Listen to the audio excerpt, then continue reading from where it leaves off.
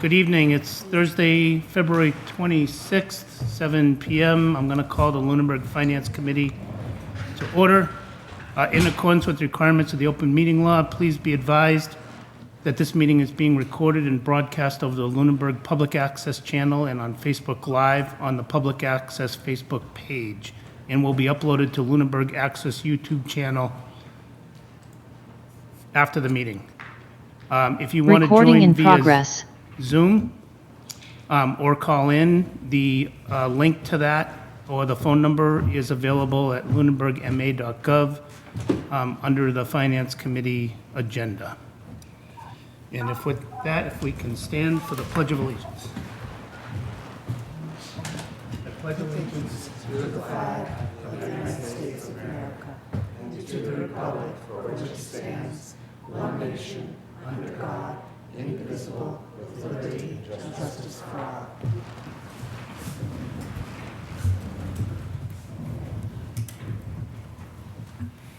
All right. I will note that if we do take any votes tonight, Tom is remote, so we'll have to do a roll call. I don't know that we will need to, other than to adjourn. With that, are there any announcements? One announcement, when is the caucus? March 9th. Okay. All right, so there is an upcoming caucus, March 9th, so anyone who's interested in running for an elected position, go March 9th. That's the easiest way to get on the ballot. Otherwise, you have to get signatures, which is not overly difficult, but a little more challenging. And then our next tri-board is on the 10th, 11th, sorry, the 11th, Wednesday the 11th. So that will be a busy week. Monday is caucus, Wednesday tri-board, and then we will have a finance committee meeting on the 12th. Is there any public comment from the public? And if there's anyone online, you can raise your hand.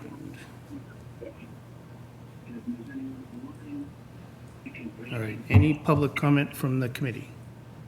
I don't know how to raise my hand. Oh. Okay, sorry. I missed it.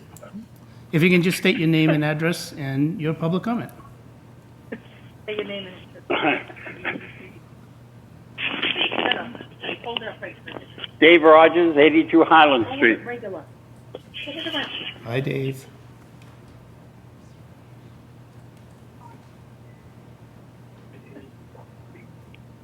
Go ahead, Dave. Can I make my public comment now? Yes, please. Okay, thank you. All right, thank you. I understand that we're going to be we'll be reviewing some budget stuff, and I would only hope that we could get more than 1 year's projection, because I have a sneaking suspicion that just 1 year will not be enough to rid us of the constraints that we have. So that would be important to me. The other things that are important to me are with the budgets. How many new personnel do the budgets represent? Because I've heard through the grapevine that there have been some commitments made, and I'd just like a update on that, because that to me is very important.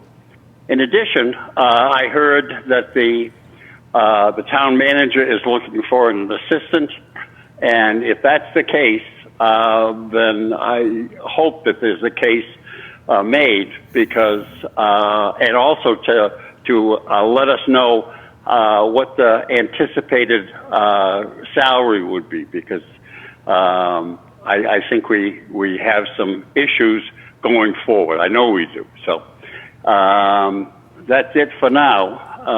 And thank you, one and all, for the work that you're doing on behalf of all of us. So I'll wait with bated breath to hear how this thing is sorting out, because the ledger first on the front page it says they're already quoting a $3 million override, and so we've got some work to do. Thank you again. Thank you, Dave. All right, is there any other public comment from anyone? I don't care. I do. Hang up.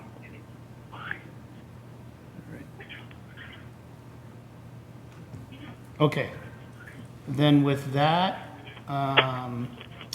is there a town manager or finance director report?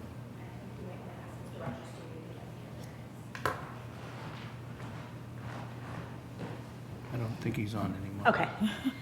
Good evening. I have a very brief report tonight. So the Schedule A, thanks to both Karen Brochu and Karen Barrett, has been submitted today, which means our closeout for FY25, although late, is prior to the extension deadline, and it is in for consideration by the state. So thank you for everybody for all their help getting that together. Mylene, the treasurer collector, as well. So we are hopefully done with FY25. So that hopefully is not a record we ever beat again, right? Correct. That concludes my report. Thank you. All right. All right, with that, the first new order is the IT budget request. We need mics. Okay. Let me go grab some mics. And Sorry. I can drive.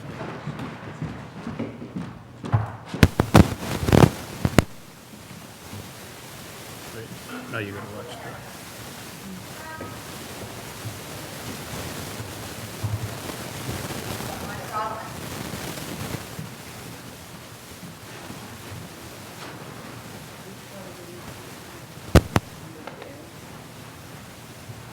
this one's fine.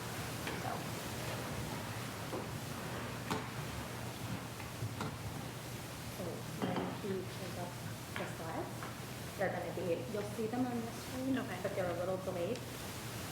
So don't worry if you don't see, if you say next slide. Thank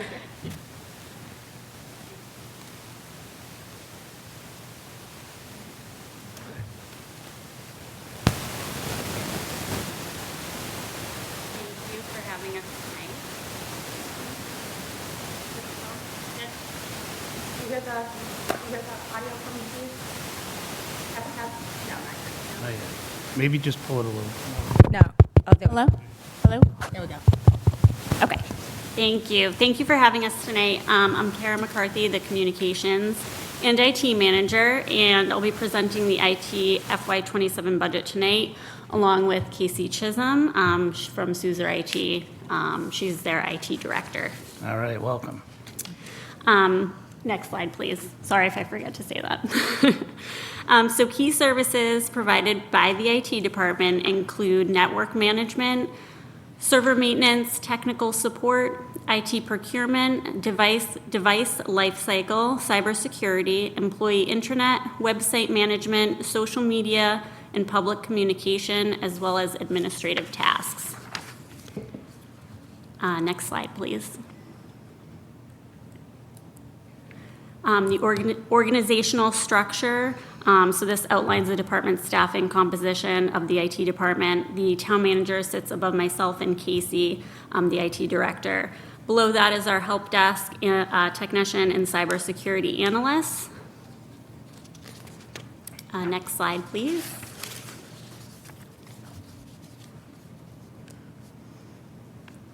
So our service trends and initiatives. So IT help desk tickets are submitted by town employees and are tracked by fiscal year. These trends illustrate workload, demand, and average resolution time over the past few years. Tickets have consistently been between 800 to 1,200 per fiscal year. For 2026, we have had over 630 tickets. So that's kind of trending to be the same this year. The current average resolution time for this year, fiscal year 26, is about 18 and a half hours. We did a large equipment upgrade in fiscal year 22. We are now maintaining a device replacement plan for all departments. We are steadily increasing internal and external communications through routine website and social media updates, monthly employee newsletters, and implementation of the employee intranet. We also have a reduced reliance on our on-site IT technician. We have reduced our help desk technician on-site from 5 days to 4 days a week this year, and further reduction in fiscal year 27 is a possibility. The 18.7 hours, is that clock time or that's labor time? It's, oh, that's loud, sorry. It's time between when the ticket comes in to when it gets resolved, so. So it's not labor? It could include the labor of it. So like if the help desk technician is working on it for 16 hours of that 2 hours, that includes the labor of it. Yeah. But it's also, it could be if you put in a ticket, the time of response, and then the full resolution. Okay. So it's kind of all those in between.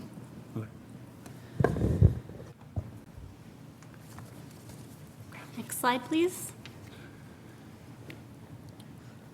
So the IT budget request for fiscal year 27 is $535,000, $459.33, which reflects a $44,174.91 increase, an approximate 9% increase from the prior year. This will ensure the continued delivery of essential services and address rising operational costs. Major cost drivers include Munis no longer being partially funded through ARPA. In fiscal year 26, it was funded through ARPA for $47,027. Telephone charges have also been under budgeted in previous years, and also contracted services with SUSER IT. Offsetting those costs will be reducing the number of days with SUSER IT. We have already gone down to 4 days a week in fiscal year 26, with the possibility of moving down to 3 days in fiscal year 27, which is a cost savings of approximately $18,000. ClearGov will also not be renewed, which is a cost savings of about $21,000. Next slide, please.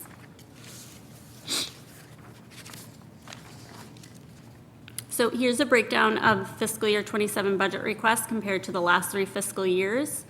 Like I said in the previous slide, it's increased by $44,147.91. It's broken down, the salaries on top, and then hardware maintenance, telephone charges, purchase of services, and then contracted services. So that would be SUSER IT. Next slide, please.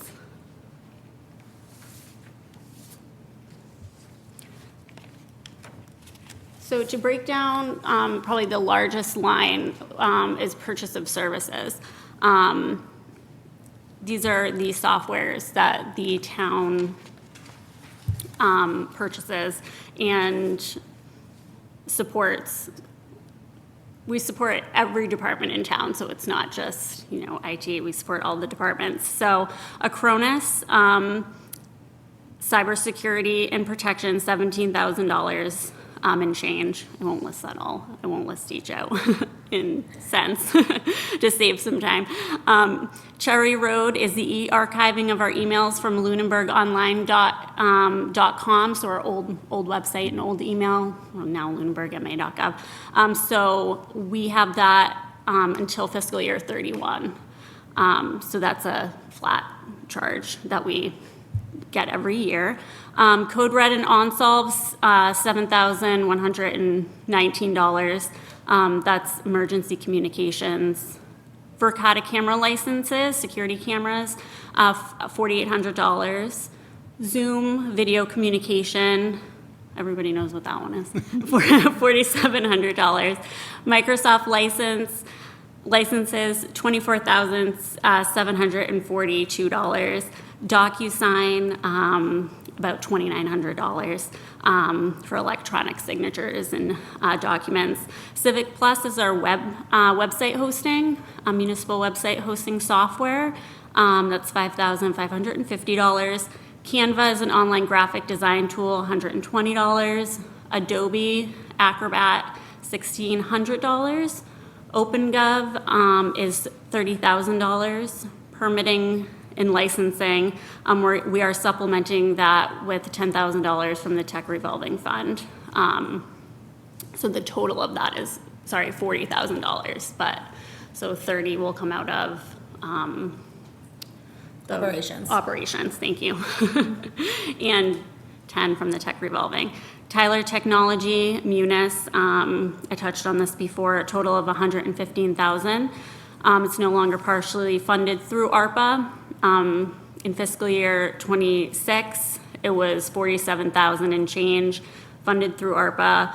Now we need to budget it at 100%, which is the $115,000. And finally, Comcast, $21,960 for Ethernet fiber and coax charges. Next slide, please. So just to recap everything, the fiscal year '27 budget, IT budget represents townwide technology support, including responsibility for hardware and software system used townwide. The budget absorbs the loss of that one-time ARPA funding that previously offset Munis software costs. Telephone expenses are being corrected after several years of under budgeting. Continued reductions in contracted IT support may create operational risk and reduce service capacity, but it will help offset that, that money.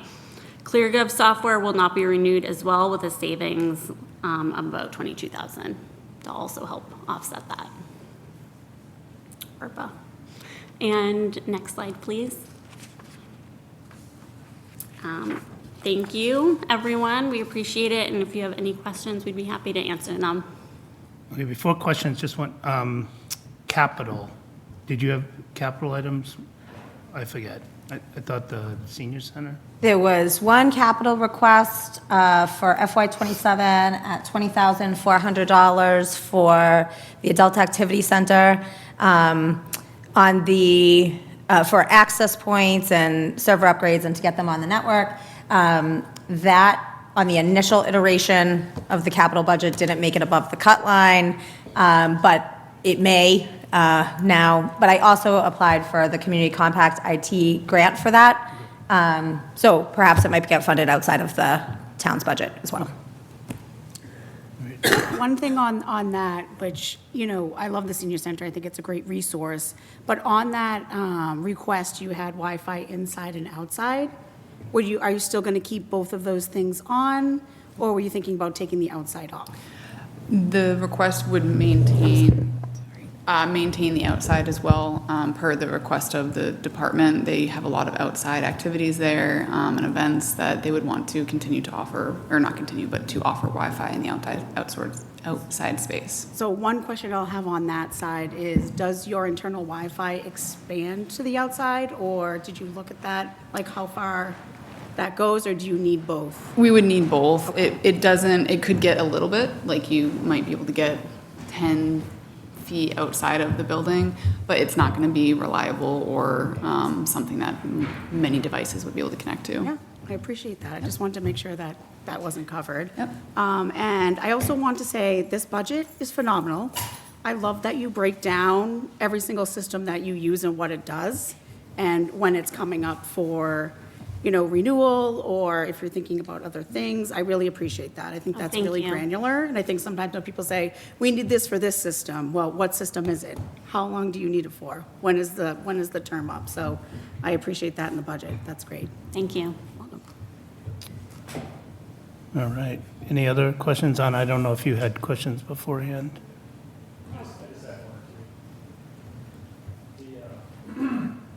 There's a salary increase for the tech support? Is that for more hours? Or is that just for general increase? I can explain it. So last year in the operating budget that was budgeted at town meeting, The salary, the position that Kara McCarthy now has was on the warrant for a reclassification and a regrade. So there was, the FY '26 budget that was approved at town meeting doesn't fully incorporate that regrade that was accounted for in the salary reserve. So there was a transfer there's transfer whenever there's like the SAP COLA, but if there's a reclassification, that is accounted for. So the big jump is really from FY '26 budget to FY '26 actual. There's no COLAs that have been included, as I said last week, there's no COLAs for any SAP people or contracts that are not settled that are represented in this. That is her current rate. So what you're seeing right now is her current rate, and any increase, she's a salary administrative plan employee, any increase for a COLA would be carried in the salary reserve. Okay. So it's just a correction essentially from. Not really. It's that when we budgeted it at town meeting, the position hadn't been reclassified because that was an action at town meeting. And so it's not that it's a correction, it's that it just doesn't, it's hard to explain. The FY '26 budget that goes to town meeting didn't contemplate that A, town meeting was going to approve the new position, B, that we were going to fill it, or C, what we would fill it for, right? So we had to post it and all that. So after the fact, after town meeting, that salary reserve line gets distributed across the departments in however it was intended. Okay. That might be easier for you to understand visually, if you need that. No, I mean, I would call it a correction just because you're like bringing it up to where it's supposed to be now versus what it was, and it was a vote through.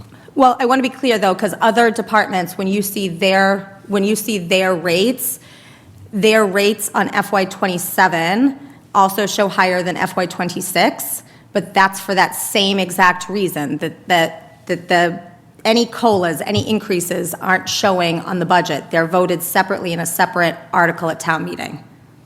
So everybody has this correction in some way, unless they're a contracted employee. Right, okay. Maybe that's something we can include on the budget when we see that number, like increase, maybe some type of, Just a note. It's every salary line. so every salary line that shows a significant increase. is Oh, a based on- significant, yeah, there's only a couple, yep. So we should assume, like, as a finance board, that when we see that, it's because of that specific reason. So I think that Kara is, I think, the only employee who had a position change Yeah. at town meeting. So, other than that, it's probably a 2.5% differential that you see. Okay. So her position has changed substantially over the years from first coming on, started very part-time. When the website was first being renovated, she was brought on for that, additional hours brought on through ARPA, and then the position actually changed for FY '26. So this is an upgrade or a grade change position with a percentage of increase in salary?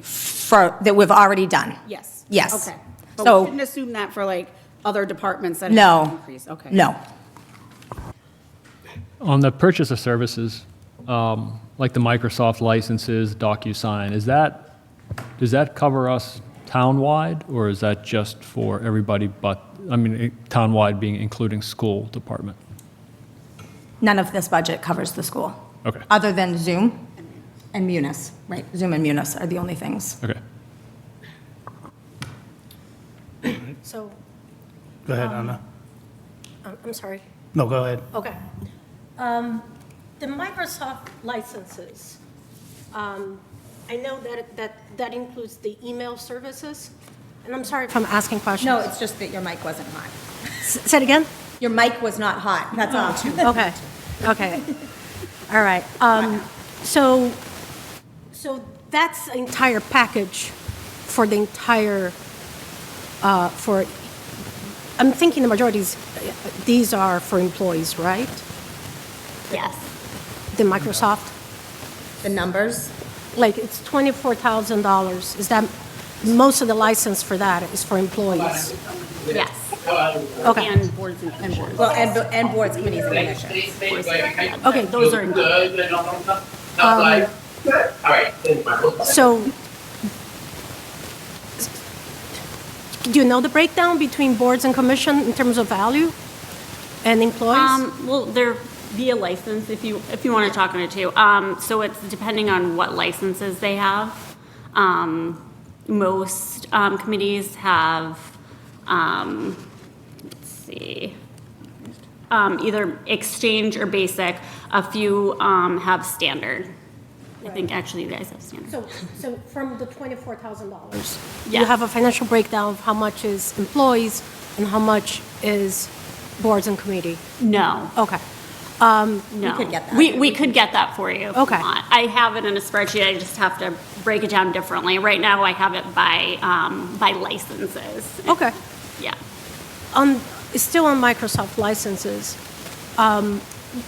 would our costs, have we analyzed if we buy, simply old, like downloadable Microsoft package, Microsoft Office package, and then for the employees? Because one, the desktop versions are more powerful than the online versions for the entire suite. And that way it's not, maybe that price could go down a little?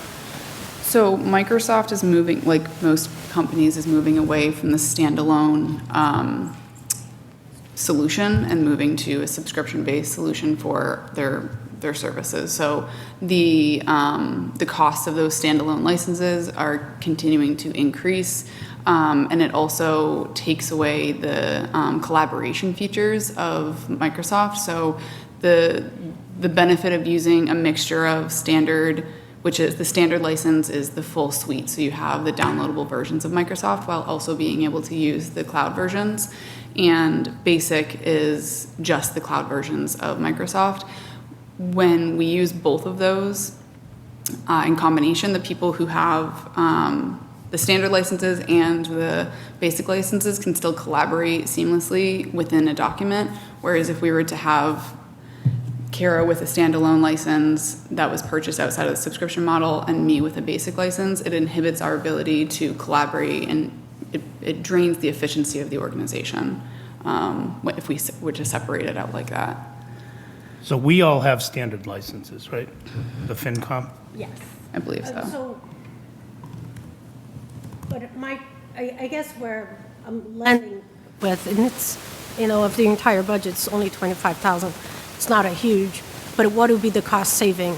I understood everything you said, but sometimes, the cost of having the most ideal solutions might be, too much. So that's where, and I know from being a user, Microsoft Office user, the desktop versions are much stronger in terms of tools. And Yeah, I think it depends. I mean, I can definitely, we can look at that number and We have some of the data for you tonight.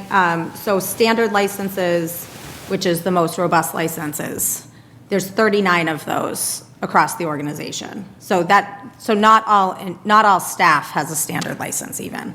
And so those are $167 a piece. So total standard, 167. Per year. for the year. Yeah, for the year. Okay. So there's 39 of those at 167. There are basic licenses that there are 100 of those at 79.74. The most licenses are the exchange license, and that's where the vast majority of boards, committees, and commissions are, based on their work. Those are $51.33 a piece, and there's 190 of those. And there's 2 premium licenses, which have some extra security features on them. I think that's payroll. it's and just payroll. Just 2 licenses. Yeah, Microsoft requires. And those are $251.41 a piece. So those 2 premium, but the vast majority of folks have the exchange at the $51. Okay. Is that Azure? Are you using Azure for that cybersecurity portion? In Microsoft? The premium, if you're talking about the premium The license. highest one that. So the benefit of that is it allows a higher level of email encryption. For Azure, that is like the back end of the Microsoft that we are using, but the premium license for that one account that we have is for the extended email encryption for sending private emails, essentially. There's still, the accounts that don't have that still have encryption and security on them. This is just an extra layer. I mean, my thought, that's cheap. For all you get from a Microsoft platform. And, I mean, it's our PowerPoint, it's our Teams, it's our emails, it's, just for the standard, and then up and up for the people that need the higher protective services, but I think that's a good number. So the invoices, and again, I'm sorry, I'm just running back and forth today. What is the government IT department Gov Plan 390? What is that 90 number?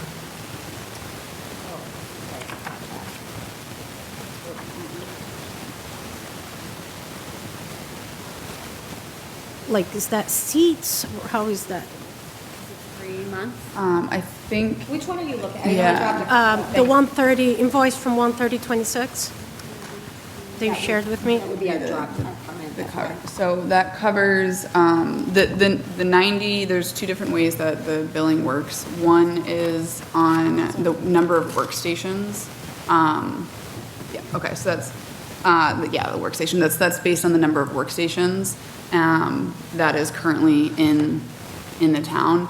And then that covers the shared services side of SUSER IT's contract. So that's the director of IT, the network and security, so the people who are on the back end supporting the help desk person who's here, the tier 3 support, the virtual office, which is a live tech that's open from 7 a.m. to 9 p.m. Isn't that the help desk?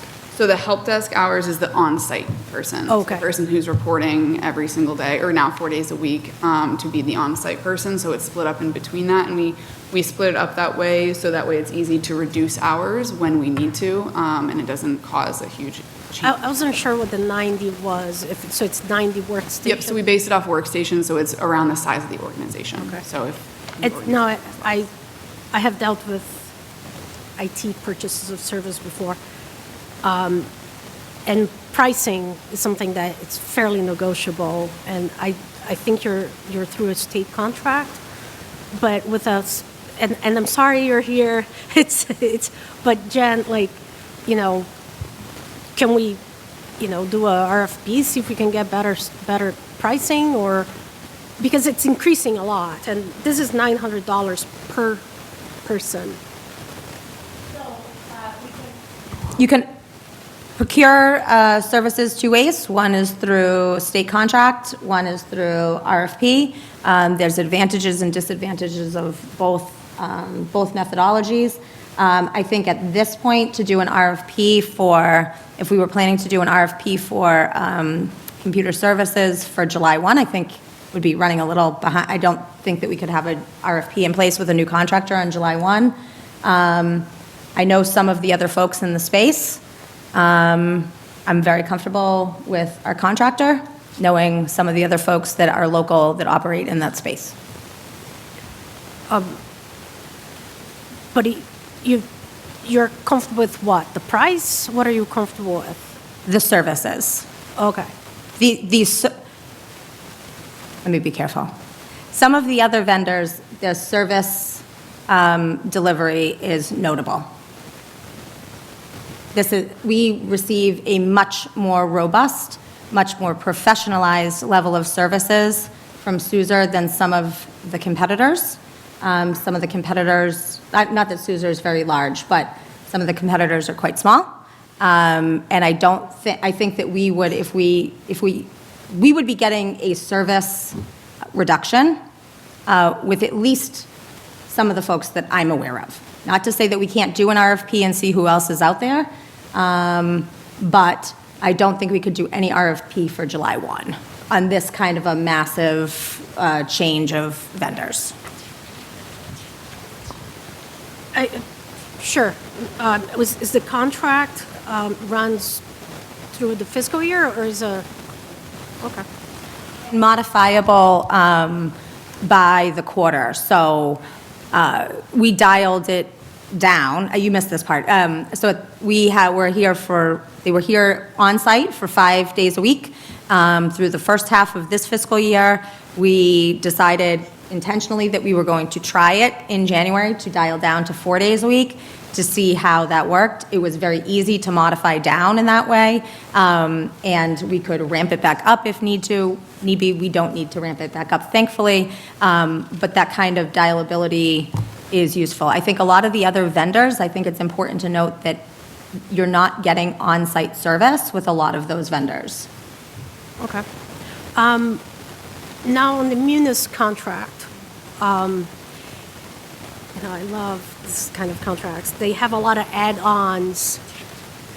And, one that, like, how much are we really reviewing this and making sure that we are using? Because, like, one that caught my attention was, like, capital assets. I'm assuming they have, that's something that can be managed through financial software, and sometimes it's a good spreadsheet. That's, almost $5,000. So how often do we go through these and make sure that we're actually utilizing and not? We actually had a meeting with a rep in January to discuss, it was prior to Karen, unfortunately, by about 2 weeks coming on board, but we had a meeting with our rep to discuss our contract and what we can reduce, and unfortunately, there's not much. There were a few things that he suggested that we could dial down, but then there were other elements specifically around education for staff, I think it's called the PACE Learning Center, that we're not taking advantage of, and I think that one of the things that I've seen is some lack of knowledge around Munis for staff, and getting folks trained and giving them those resources, I think it might be a one-for-one in some of those things that we can cut from the contract to get some of that training, but I think the training is more important. Yeah, but like capital assets, I don't think we're managing our capital assets. I'd have to go back and look at my notes to see what that element of the Munis software does, because some of them on their names, I recall, were not necessarily intuitive. I know we use purchase orders, but do we use requisition? Yes. With what? Because don't we usually mostly use purchase orders? No. They start out as a requisition, and then they, once they go through the approval, then they become a purchase order. Gotcha. Okay. I think we're underutilizing Munis until Agree. our finance team, Chris and Karen, have come on. Chris has already paid for this 10 times over, I feel. And I agree with you, Jen, that more training and how to use it even deeper. With operations and things like that, I think we're going to get more out of it than we have been. And I'm seeing that progress already in just a short amount of time here. Especially Munis, Munis went to the cloud base, and in doing so, that changed how they worked. And so that is a learning process, because they weren't aware of that. Did we have a hand up? Yeah, I don't know, Anna, you? I'm all set, thank you. Okay. Yeah, Tom, did you have a question? I had my hand up, but I kind of got the information during Anna's question, so I'm all set now. All right, thanks, Tom. Any? Yeah, I have a couple of questions. The Cherry Road for archiving emails, when did we change from Lunenburg Online to Lunenburg.gov? 3 or 4 years. I believe it was for 2022. Yeah, 2022, so we were keeping that for the 7-8 year window that we need to keep the records for, and then let it. $1,500 a year? Sorry? That $1,500 a year, you're saying? Yes, $1,500 a year just for the archiving service, and that will drop off. And then everything is covered within the Microsoft suite. And the code red, what exactly is that for? Take that. I think of that as a little thing you sign up for to get notifications. Yeah, well, so Code Red OnSolve is a subscription service that most municipalities use. It's used in a variety of ways depending on the community, but essentially it's used for, primarily it's used for emergency communications, whether they be police or fire, flooding, DPW communications. Folks sign up for Code Red. And then based on the incident, You can direct your messages either town-wide, you can geolocate your messages from a particular area and say, we're going to contact everybody within a certain radius. You can pick streets for that communication, and it allows folks in the field as well to get that emergency messaging out straight away. I think you may recall, if you have signed up for one, there was one last summer, and folks were being a little critical about the message that came across because it was computer-generated, because the chief was in the woods in the field, and that's the only way he couldn't speak to the service.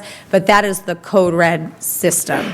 It doesn't have to be used only for emergency services, which is why it lives in the IT budget.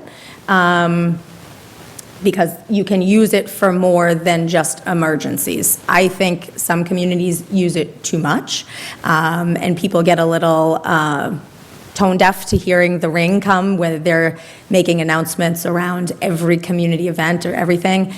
We do want it to be, if you get a call from Code Red, that you should have some alert around it. But you know, a atypical mosquito spraying might be something that you would put on Code Red. A water main break, a localized water main break, that would be something else that if the water district sent that over, we could message out on Code Red. Is there a difference between, like, internal for public safety employees versus the public? What do you mean? Is it all one system, or is there, can police and fire just talk to police and fire? Is there a different system? Through Code Red? Public, yeah. That's not the platform that they would use to communicate with one another during an emergency. It's an outward-facing platform. I think you could use it to have internal communications, let's say for employees, to message out if they signed up for a snow day, something like that. But that's not how police and fire are not communicating with one another through Code Red. So when they send out a notification, it's going out to everybody that signed up for it. It depends on how they're setting up that notification, whether or not they're geolocating it to a destination, or whether they're doing a townwide notification. Do we know how many subscribers we have? Happy to look into that for you. Is the price based on how many Yeah. subscribers? I don't Or you know. can have, okay. It just seems like a lot of money, $7,100.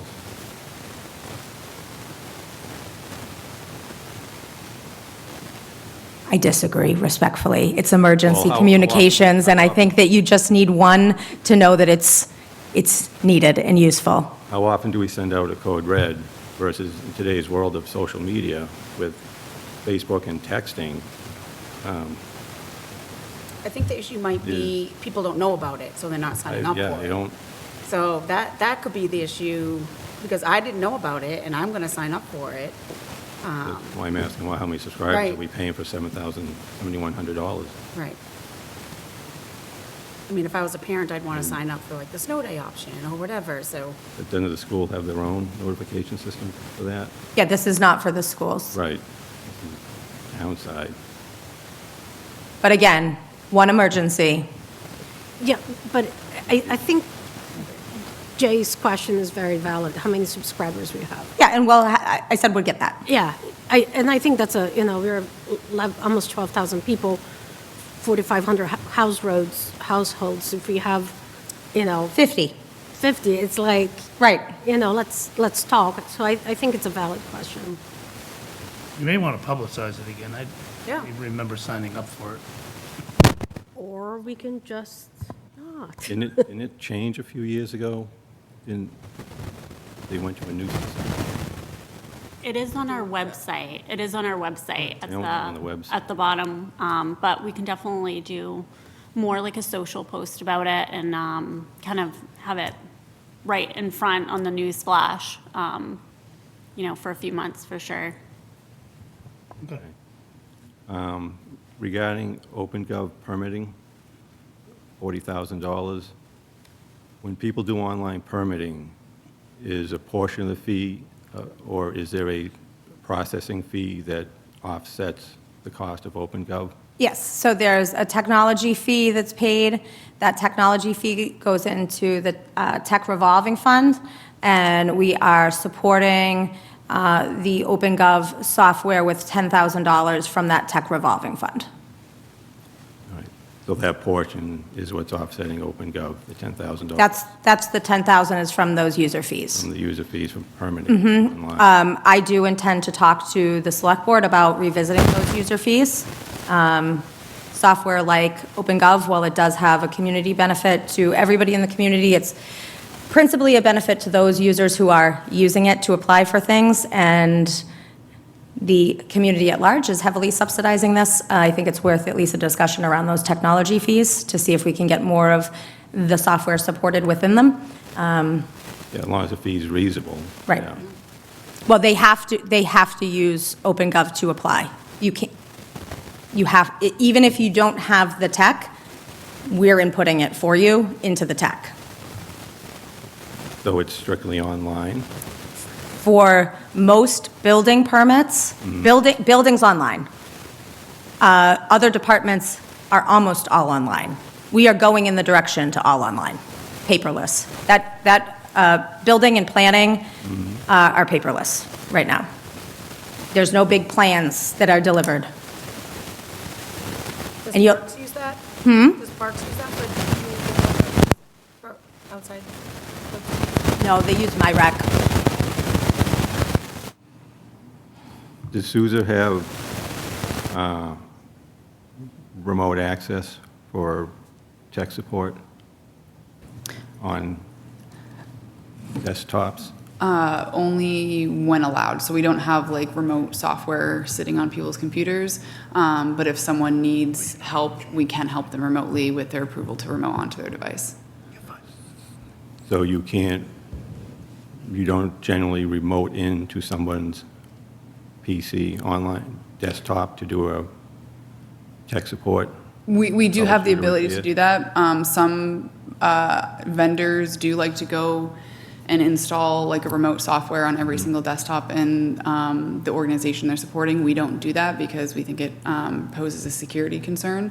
So we do offer remote support, but it's typically if someone reaches out, we will call them, or if they join the virtual office, we can then say, do we have your approval to join and to log on to your desktop? And they give us approval, and we can log on and from another location and provide that remote support.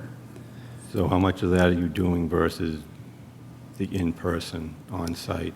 It's going to start to shift right now because we are reducing down our in-person hours. So we are reducing down from 5 to 4. So if we continue to reduce down to that 3-day a week, we're going to see the in-person support decrease and the remote support increase, and we're going to see a cost savings there because again, then we're using that shared services team as opposed to the person on site.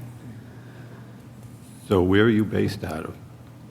Our office is in Orange, Massachusetts. And is that where you would remote from? It depends on the person who's supporting. The people who support the municipal side work out of different areas. Yes, there's a high potential that it would be out of the Orange office.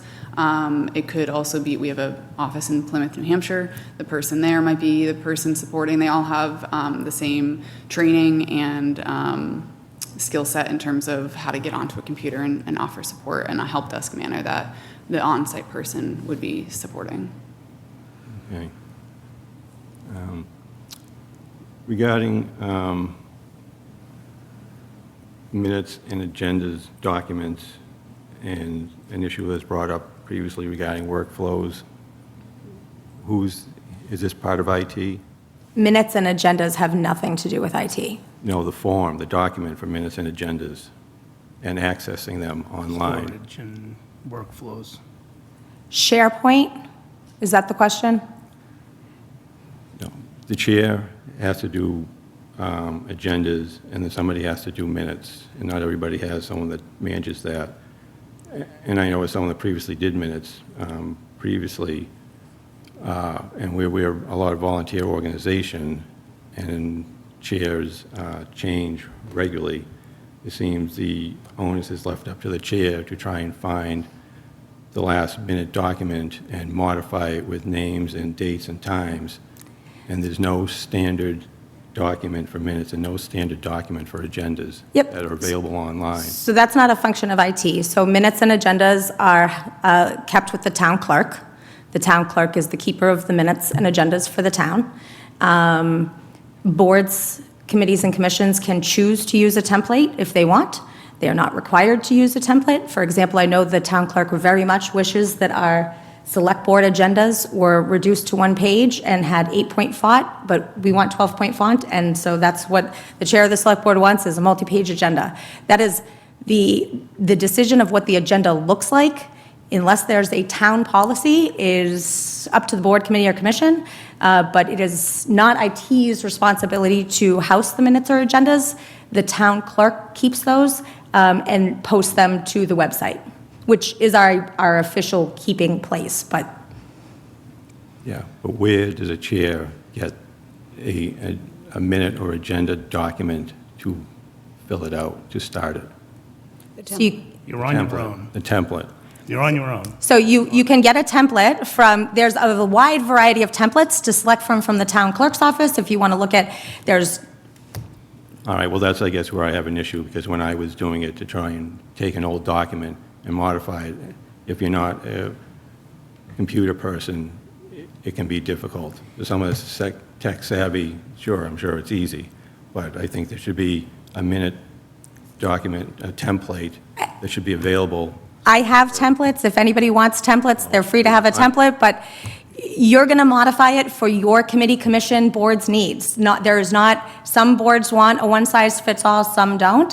It sounds like what you might be talking about was difficulty in modifying a document. Was that trying to modify a PDF to a Word document? If that's the case, IT would have a function there about how to, that's why we have Adobe licenses, how to change a PDF to a Word document. Let me ask it a different, I'll try to ask a different way. Could IT, and I guess Kara in your role, look to implement things that is very standard in industry, things like workflows? So if I'm going to set up a meeting, you have all your online booking of conference rooms. You have Zooms available instantaneously. You have agendas routed to the town clerk. You have XYZ, the whole process that ends with a meeting having been posted into the server. The question is, do the tools that we have lend themselves towards becoming a workflow like many industries use for very standard processes? I think you still have to consider that you have a town clerk who is in charge of much of that. But with that said, Yeah, I think in terms of if we're looking at workflows for the tools that we currently have, in this, like reserving a space or a room or a conference and having templates sit in there, Microsoft has some features, but I would say it would cost an additional licensing to do exactly what you're asking it to do. So we would be looking at increasing our Microsoft licensing to get the specific tools for conferencing in rooms. And even then, I would have to dig a little bit more into to see what that workflow would be, to see if it would be the solution that you're looking for. But I do know off the top of my head that it would be additional Microsoft licensing for to create that workflow space. through you, Mr. Chairman, so something like, we have facility software that does have some room reservation capabilities in it.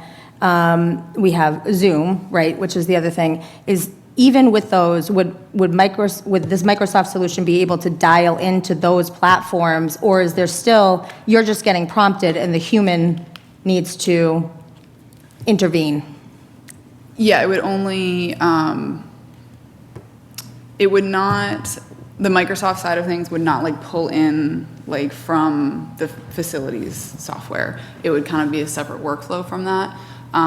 In terms of the amount of human interaction versus what we can build as a workflow in that's where I'd have to do more research and see how much of this is automated within Microsoft's suite with those additional licensing, and how much would take human intervention to make it for each instance make it what we would want it to be. So my question is, and I agree with Chris, but I don't know if this is an IT thing. We need standard operating procedures and policies, but Jen, I know that you're going to be working on this. But I want to be clear, the standardization of an agenda or a set of minutes is not something that's set by the town of, unless it's set by the policy-making board, which is not me. So. Who is it? Select board is the policy-making Okay, board. so maybe we need to So, talk to them but- about setting up, like, templates and policies that boards use across, so that everything looks the same, just like we're doing with the budget and the presentations. People are starting to follow that template of what we need so we can do our job. But if we have something that's standard, which a lot of places do have, a lot of towns and cities do host places that have templates and things, and people know where they are. I think we can certainly offer the agendas for folks to use. I think forcing the compliance that everybody becomes standardized is where that becomes difficult. It should I not, mean, that should not be. but certainly offering the agendas and minutes, but that is a policy, that is a town policy that would have to be set. That is not something that the town manager could set.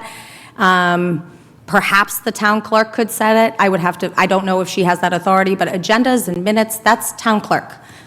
But on the IT side, would it be possible, or would it cost additional on the calendar function to add the Zoom, where you can add a Zoom link to your calendar that can be sent out to the board and then be utilized in the agenda, the link itself to the Zoom? Is that something that would cost extra, or do we have that ability to have that function? Within like the Microsoft calendar?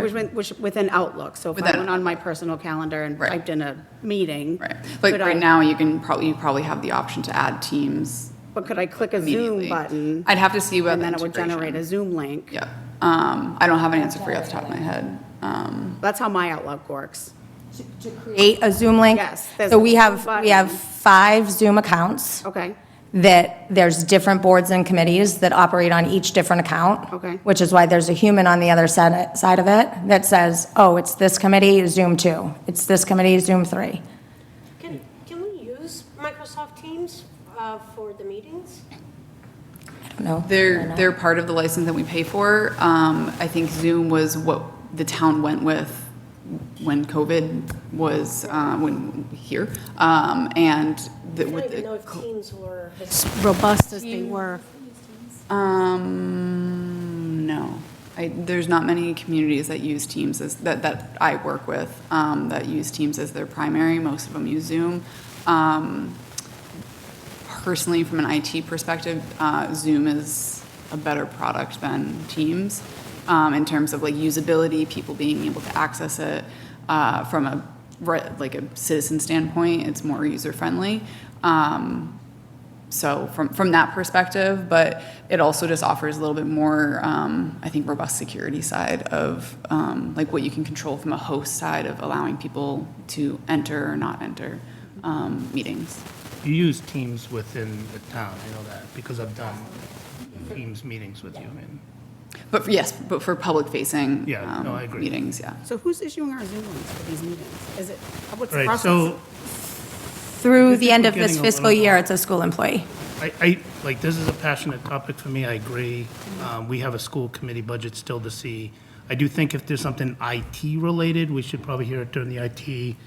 I think there's a lot of room and improvement, as you know, on how we do things operationally, for setting up meetings and getting to, and honestly, like, we're out of open meeting law on most boards, on a lot of boards, with how delayed they are with minutes.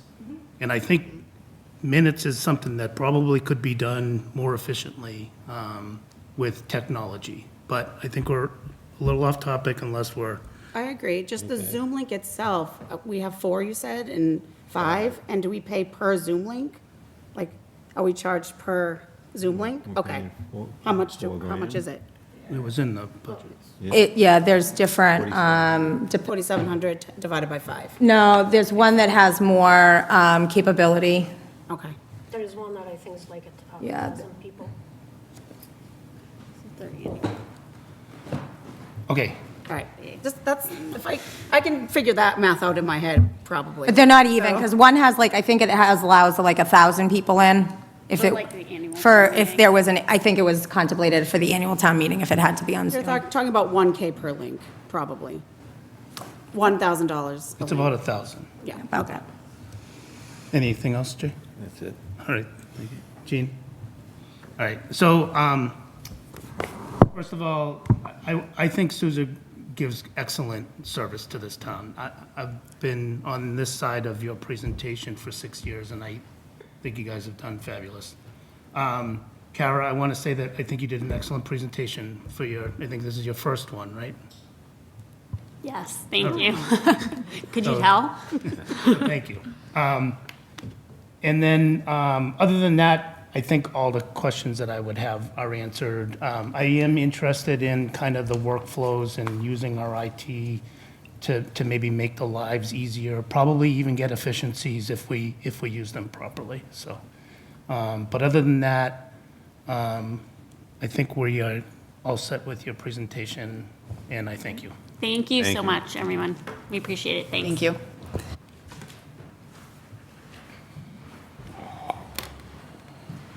I just saw your message. I'm sorry. Oh, it's okay. Sorry.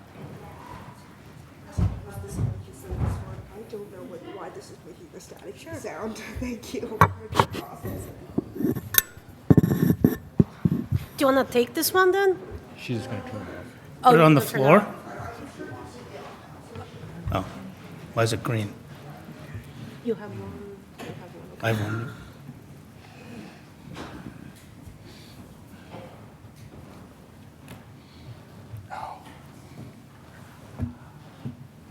All great questions. Thank you. I like looking at your notes. I'm like,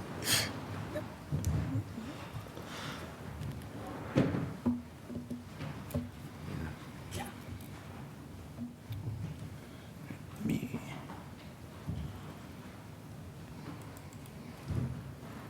Where are we now?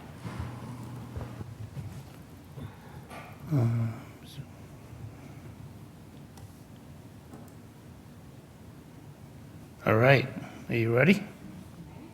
All right, let me pull up the presentation.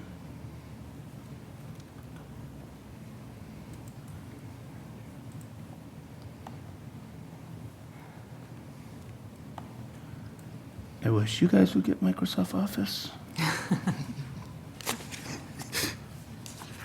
All right. All right, excellent. Thank you very much for having us here this evening. I'm going to try to go through the actual presentation fairly quickly to Okay. leave lots of time for questions. Okay. So I'd like to start with a brief overview of our FY26 budget. Our salaries were $17,110,394. Our expenses are scheduled to be $9,177,080. That FY26 budget, including the $500 free cash that the town meeting generously allocated to us, is a total of $26,287,474. The money from that one-time $500,000 gift from the town is really being used to offset health insurance, unemployment insurance, and then some salaries as well as athletic transportation. Just a quick question. Are you using the Zoom to see what slide, or are you using your own? Oh, I'm using my own. Okay, that's fine. Just let me. I have to let you know when I It's move. hard to keep sync. Sorry, Chris, I'm on That's fine. slide 3. Okay, Next slide. okay. Our FY27 projected salaries and expenses, our expenses are predicted to be 33.7% of our total FY27 budget request right now, and salaries are 66.3% of our anticipated FY27. ask at this point. Later on, you'll see a slide that has a breakdown of how health insurance impacts the expense side of our budget. We are the only town department that carries our own health insurance, which is a huge budget driver for us, as it is for the town. The theme of this budget is restoration, not expansion. What we are doing is we are asking to restore a few positions that were cut last year because we found out that cutting them does not allow us to run an efficient operation that serves all of the students of Lunenburg equally in a way that they deserve and need. For example, we reduced some special educators last year. We're now looking at the potential of increased out-of-district costs because we can't offer free and appropriate public education to those students in our schools. We're trying to be strategic. This was meant to be the first year or three-year plan to get all of the positions that were lost last year back into the budget. And we really want to bridge the gap and get back to our essential operational stability. We want to be able to stabilize class sizes, reinstate some critical support services, and meet the requisite standards for student success, which we are not currently doing, and we'll talk a little bit about that. Our enrollment has remained relatively flat. Sorry, Chris. I am on slide 6. Our enrollment has remained relatively flat since FY07, which directly impacts our Chapter 70 revenue that the town receives. We have not lost a lot of students, which is very good, which many districts in Massachusetts are experiencing huge losses of students. We have not experienced that in Lunenburg, which allows our Chapter 70 funding to remain fairly stable. Our average class size, and I added 6 through 8 here today, so I should have changed the title of it. Our average class size in kindergarten is 22 to 23. That is without a paraprofessional, which is standard in most kindergarten classrooms.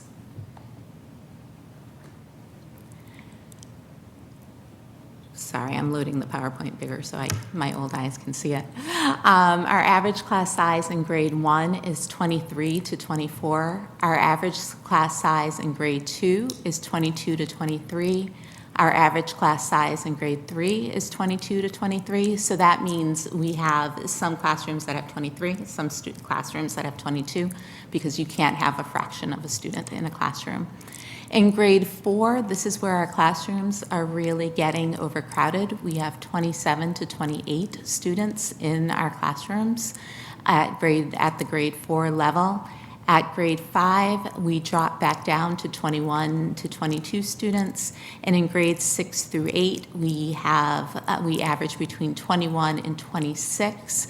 The asterisk there is because 8th grade Spanish classes have an average of 30 students in them. What grade is that bubble class in now? 8th. 8th? Okay. Yes. They have like a whole separate, like, it's normally 4 classrooms. I think this one, they had like 5 in there. Okay. Next. What about the high school? Class size for the high school, I think it's. Oh, the class size for the high school is much harder to determine because it's enrollment-based, so I can't give you an average class size per teacher. It would depend on what course that they're teaching. Some of our courses, some of our AP sciences and maths are very small, while some of our honors English are very large. So it's hard to give an average class size for the high school because it's dependent on student scheduling.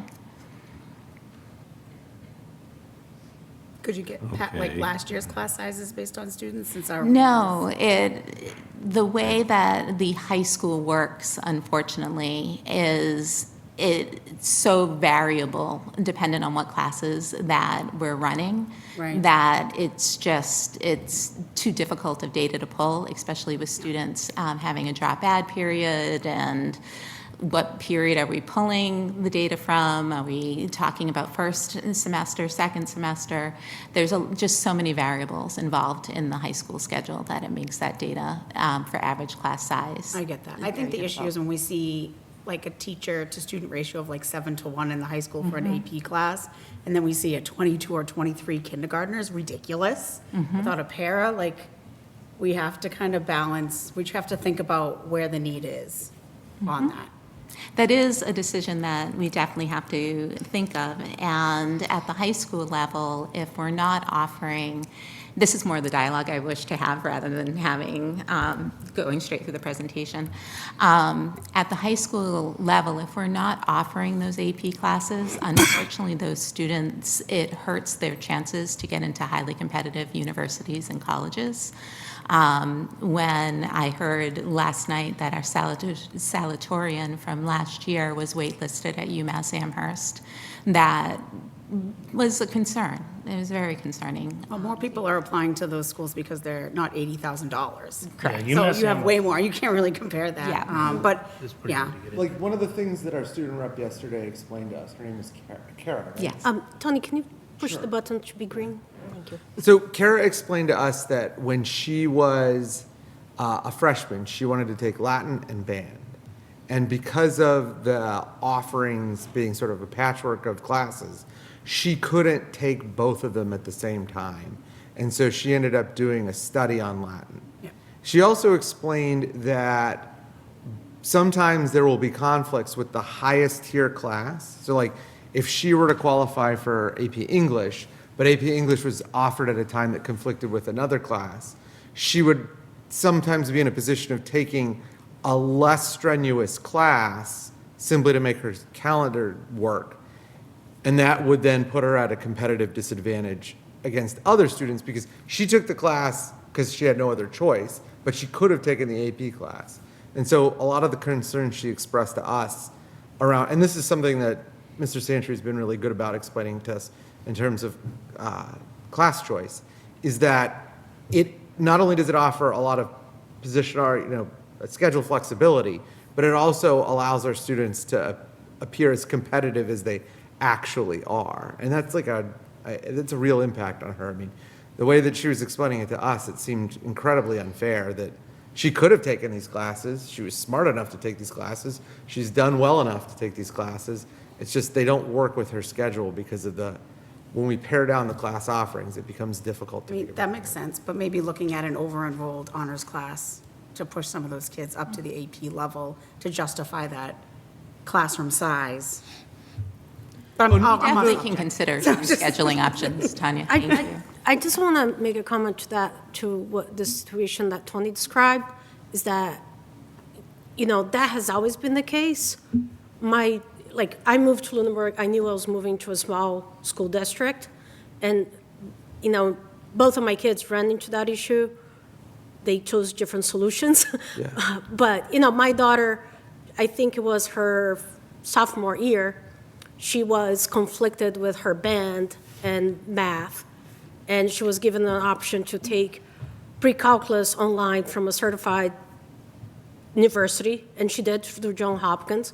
She didn't get the credit, but she was able to skip a year of math because she did that in the summer, and then she was in the same class as her brother, and she wasn't happy about that. But that, I think some of what you're describing is something that will happen in a small school district where the class size is around 100 kids. It's just, unfortunately for that. Yeah, I mean, it's obviously not ideal. And so the Right. goal would be to try to eliminate that as much as possible, understanding that the perfect is the enemy of the good. I mean, I went to a Catholic school in Ohio, and my AP economics class, there were 5 of us. So it was like, all right, I mean, it's just one of those things that you have to struggle with every time because you don't want a kid who's super smart to not get every opportunity because of like some scheduling. No, I agree. Yeah. Yeah. Next slide, please. So one of the questions that we hear a lot is if our enrollment has stayed relatively stable, why has our budget gone up the way that it has? And one of the reasons behind that is the students that we are now serving.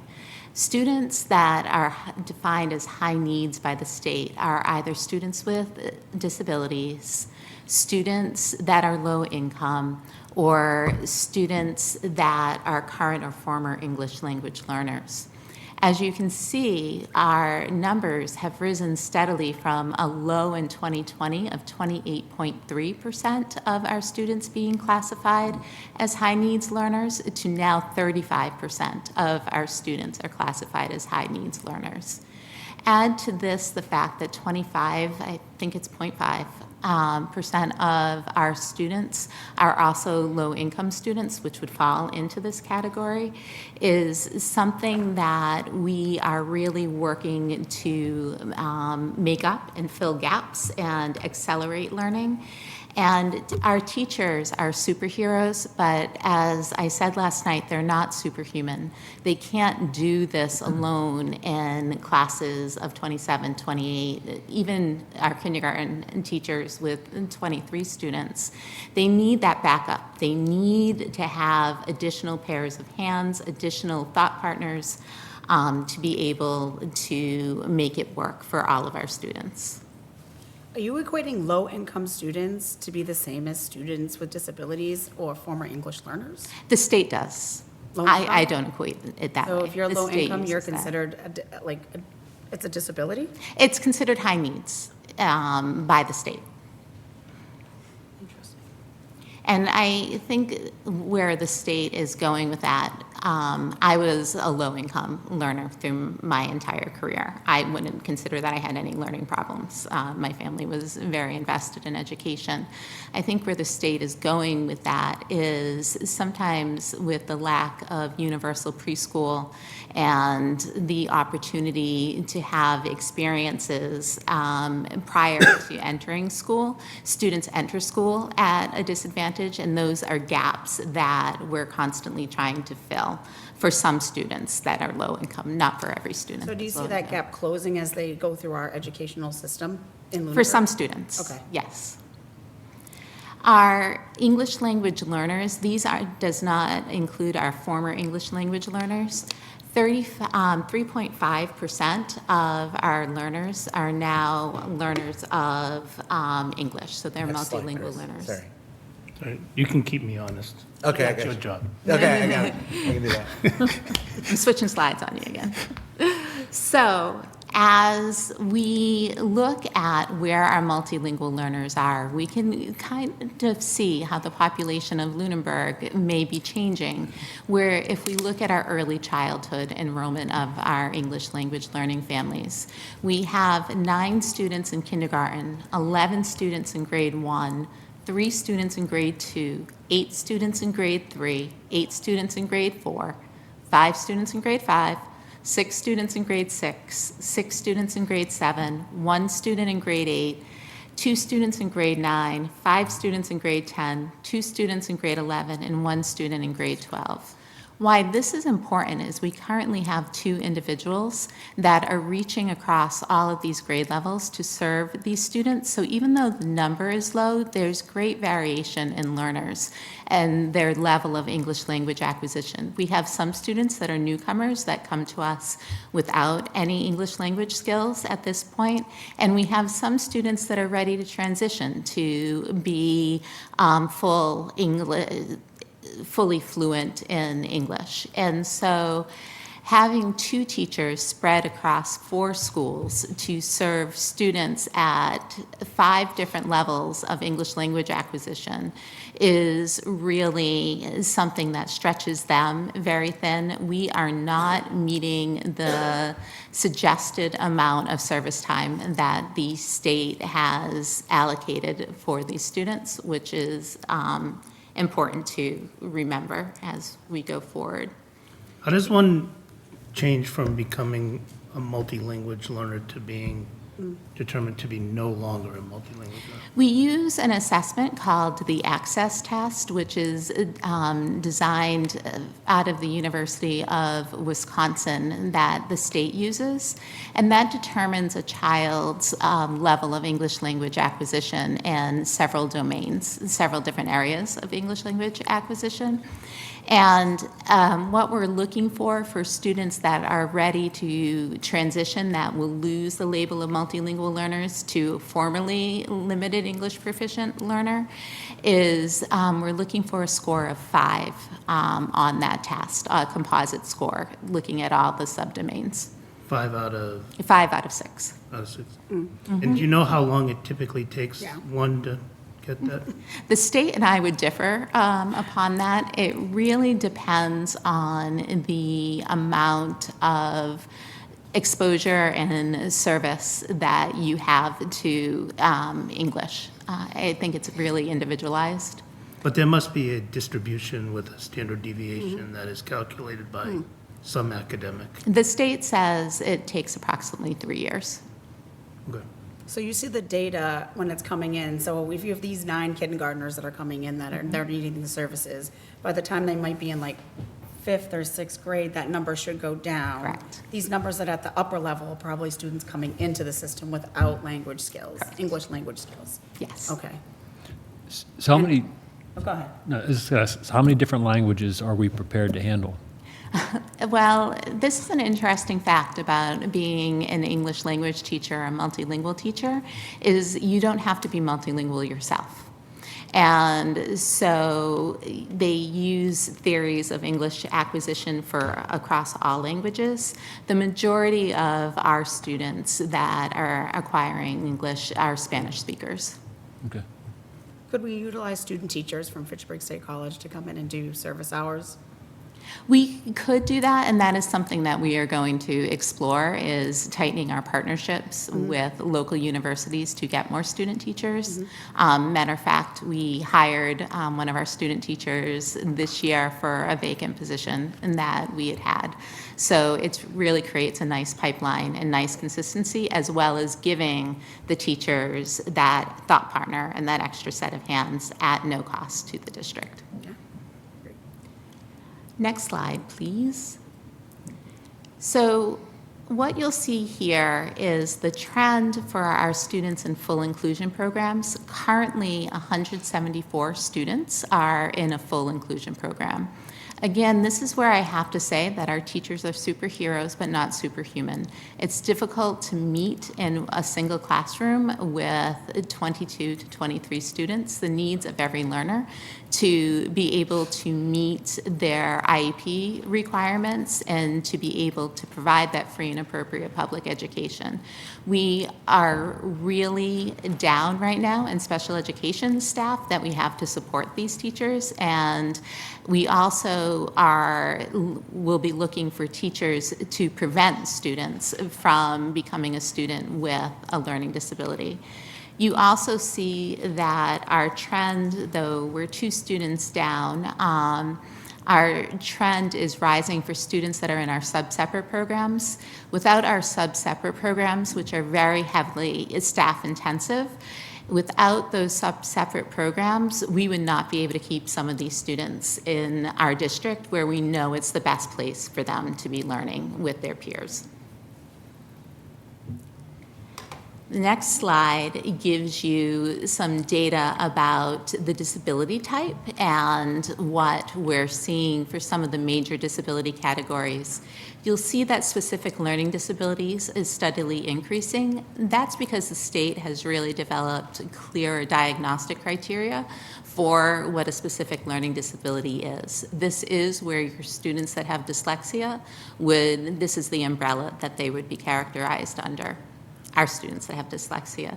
You'll see that our autism diagnoses are dropping slightly, which is an interesting data point. It was interesting to put this slide together. But at the same time, we're seeing a rise in our health disabilities. And under the health disability umbrella, that's where you see students with ADHD and different health-related disorders that will impact their learning. And our emotional disability type is remaining relatively flat, though what I'm hearing from the field right now from our principals is that this number will be increasing based on the student profile that they're seeing in their schools. I don't know if you've heard it from some of your constituents or some of the people in town, but the number and frequency of behavior incidents has definitely increased this year. What is an emotional disability? It could be a variety of things. It could be for an older student, somebody that has a mental health diagnosis. It could be somebody at the younger age who has oppositional defiant disorder, where they just don't listen to authority. Relational attachment disorder are different types of things that you would find in this umbrella. Thank you. You're welcome. So you mentioned the dyslexia. Are you screening for that? We are just screening for dyslexia. Our DIBELS data, which we're going to look at in a minute, is a state-approved dyslexia screener. And when did that come into play within the? That came into play, I believe, 3 years ago, if I'm not mistaken, that we had to start doing it. Oh, Tony might be able to correct me. I know Ethan, my son Ethan was tested, and it was in first grade, so it would be at least 4 years. Oh, excellent. So. I learned I was dyslexic in my 40s, Wow. like late 30s. Because we just live with it Yeah, I just like powered through. and overcame. Yeah, it you know, like for my son, it was you know, the DIBELS screening pointed that he had, you know, a learning disability not otherwise specified, and so that made it really hard to get him an IEP that worked, and you know, he's done incredibly well. But the DIBELS was the way that they caught it. And then do you offer techniques for the parents to help deal with that at home? Because I think a lot of that may need to be dealt with.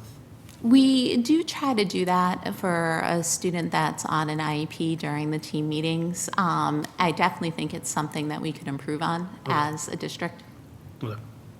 Do you see a leveling off? I feel like after COVID, everyone was like, whew, and then kids are starting to like level off a little bit. I noticed that on your budget assumptions, high need student slide, that we've been kind of consistent even though we were so low before. Do you think we're gonna level off, or do you think it's gonna? I think not that I am blaming COVID. I am not somebody that pins everything on COVID. But the students and parents that we are serving now are very different than the students and parents that we were serving pre-COVID. And it depends on the development, for the students, it depends on the developmental level that they were at when their world shut down. You know, we're seeing the lack of exposure in our current kindergarten class, which were the COVID babies. We're seeing that lack of exposure to early language skills, early socialization skills, those things that happen through toddler play groups. And, you know, when you're just an infant, you're learning language already with other infants. And we're starting to see that happen. For our high school and middle school students, it's really in their ability to form social connections.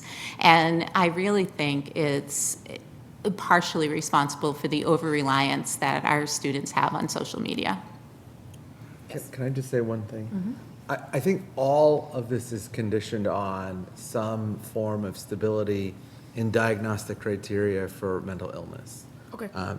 You know, like, there's a lot of talk in the national media about a rise in autism, and for whatever reason, no one seems to look at like what actually happened, which is from the Diagnostic and Statistical Manual version 4 to the 4TR to the 5 to the 5TR, they changed the diagnostic criteria for autism each time. And some of those changes greatly expanded who counted, and some of them narrowed who counted. Sometimes, like before in the 4TR, they had Asperger's as a separate group, and then now they call them autism spectrum disorders. And so, like, while I think that there is the potential that it would level out, if the diagnostic criteria continue to change, there's like no way we can anticipate how that's going to impact us. You know, sometimes like with the autism diagnosis, it gave people access to to IEPs and 504 plans and other special ed stuff that they would not have had before the diagnostic criteria changed. And there are still some forms of autism that are recognized by the ICD that are not recognized by the DSM. And if those things were to change, again, we can't control how the scientists will change the definition, but we are compelled by the Constitution to educate them in a way that is free, appropriate public education. How often does that change? There is no timetable for the diagnostic and statistical manuals to change. They change usually about once every 8 years. The DSM-4 TR, when I started as a lawyer in 2004, it went until, I want to say 2010, I'm not exactly sure. And then the 5 TR came really quickly. So it's not like a consistent thing, and it changes a lot. I mean, if you go back to like the very first DSM in the 1960s, there are things in there that we would never consider mental health disorders that they did. So like the diagnostic criteria changing in the manuals impacts our obligations under FAPE. And when was the last time it changed? Let me see on the list. The DSM-5 TR just came out because I bought the 5 thinking like, oh, I got 10 years out of this because it was like a $300 book, and then they released the new one. So, you keep going. I'll give you. Yeah, why don't we go on? Yep. Okay, next slide is school choice. I think what you can see here is we're starting a downward trend for students that we are sending out. However, the students that we are receiving are much lower than the amount of students that we are sending out to other districts. There was a point which we received a lot of students from, was either Air or Shirley, I forget. Do you remember, well, you would, or I wouldn't remember that. someone remember when that? Yeah, it was, it ended when Aaron Shirley they regionalized, which was around 2010, 2011. So like the last class graduating, because they were allowed to Yeah. stay, would have been 2014, 2015, give or Okay. take. But one of the questions that I had was of the availability of that we offered last year and this year, how many students, came into the district? I don't have the numbers memorized, but let me find the written answer that I did send. So just to answer your question, the Diagnostic and Statistical Manual 5 was updated to the TR version in March of 2022, and Air Shirley regionalized in 2011. So in the 2024-2025 school year, the school committee voted for 5 spots in grade 9 and 1 spot in grade 10. In that same fiscal year, we filled all 5 spots in grade 9, and we filled the single spot in grade 10. In 25-26, the school year, the school committee voted for 10 seats in grade 9, 2 seats in grade 8, 7 seats in grade 5, and 5 seats in grade 2. We've filled 2 seats in grade 9. 1 spot is filled in grade 8 with 1 student withdrawing. In grade 5, 0 of the spots were filled, and in grade 2, 2 of the spots were filled. So it seems to be, I know you have mentioned that parents on the lower grades, and I can see that being the case. But we also have charter schools that start around grade 7. So I think there are some transitional times, and high school also is I think, and I do have the email. Last year I reached out to Hudson, and I asked them what their policy was. And they seem to always have, their reply was, we tend to have availability for the high school. And, it would be great to be able to get some of that revenue back because, since 2020, like we keep going down, and we used to receive $500,000. Now it's down to like $58,000. on the last cherry sheet that I saw. And that means that, we pass that burden to the Lunenburg taxpayer. Because the school budget is independent of that. We honor the school budget every year, we increase, but that means that that burden has passed to the taxpayer. And also when I looked at the numbers last year, it seems to be pretty consistent that from grade 8 to grade 9, we lose about 20 students, probably Monty Tech being 10, and then, probably other options. So it seems to be a good opportunity to make that available and trying to get back some of those numbers back up. One thing that you got to keep in mind, though, is that if you look at just how much money we bring in, it's not an accurate picture. And the reason why is because at a certain point, we have to add staff, and the addition of staff will outpace the compensation we receive in school choice. So for example, it's the second grade this year, correct? Correct. So we had slots open and we let kids in the second grade. They're right up against the limit where we would hire a new teacher. Hiring the new teacher would cancel out all of the income from the school choice seats that we added last year. So if you look at it just like, oh, we're getting in this money, it looks like it's going down. But if you compare it to like the total cost, meaning what the additional staff would cost, then it becomes clear that school choice is just not an income generator. It can't. No, it's not an income, well, I mean, in Hudson it is. They used to have, I think their income used to be over $1 million. But did you ask about the staff that offsets the cost? So, No. Did you ask about it currently? So this was from, I think, FY24 when I looked. The thing is, you are sending children out. Sure. Your numbers have reduced, but we are losing money on some of those. And, you guys are smart enough that you wouldn't be putting, adding availability where it's going to bump to another, needing more staff. I am counting on you to. We don't want to do that. We don't want to do Really that. don't wanna do that. But, the way to avoid that is to have few, like, instead of doing 20 for one grade, you do smaller numbers. That's what we did. Yeah, and I'm just saying that we have shifted that burden, close to $500,000. Yes, I do get all the difference that, we're paying, I think now in Lunenburg is about $16,000 per student. Is that what our number is? If we divide 26 million? And we're only getting 5, that's fine. But we're trying to leverage the operational that we have without having to add the staff. Sure. So What's the cost per student that the cities or towns have to pay? So there's a formula based to ease the burden on the sending school district. So the first year it's $5,000, and then I'm not completely familiar with what the formula is, but it increases until that student is fully integrated into the school life. So the minimum we would get for a student coming into the system would only be $5,000. Yeah. That's not a lot. Yeah. No, so it's like, I kind of think it's like when people are like, I made a ton of money recycling my cans. But it's like, I bought soda so that I could recycle my cans, right? Like, it just cancels itself out when you look at the big picture.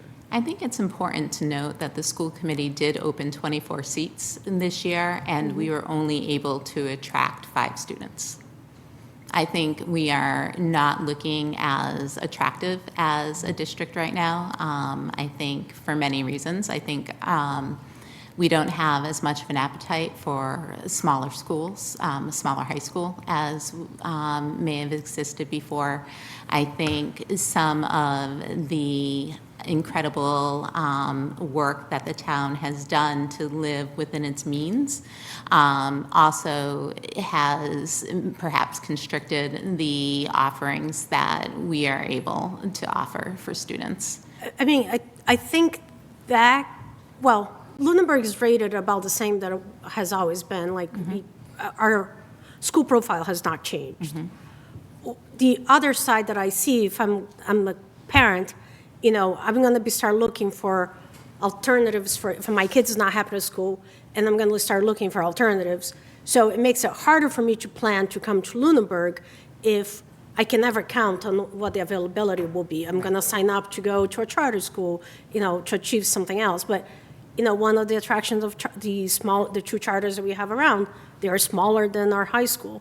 So we can make arguments this way or that, but I think it's just, in the end of the day, is trying to increase that availability to the point that we are not adding more staff. I don't think we disagree on that. When you get 20 seats, are you also adding staff based on those 20 seats? So that's what we did. When we took the vote, we were trying to find spaces Okay.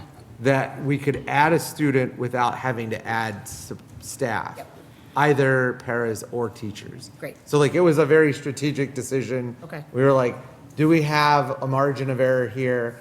And if we were close, we didn't do it. But if it wasn't close, and the only place where I feel like maybe we went, and you can say it. Second grade? Second grade. Yeah, second grade was I was like. just thinking, I was like, why would And you it's even so open enticing though, because like Anna's right. Like the appeal for the little guys is huge, and if they can get in, they can stay in the whole time, and they can, be there for this kid's 6th birthday and remember all these things when they do float, and so it's just really appealing for them to come I'd in. rather open the 6th grade seats because no one wants to go to like Fitchburg Public Schools in the 6th grade.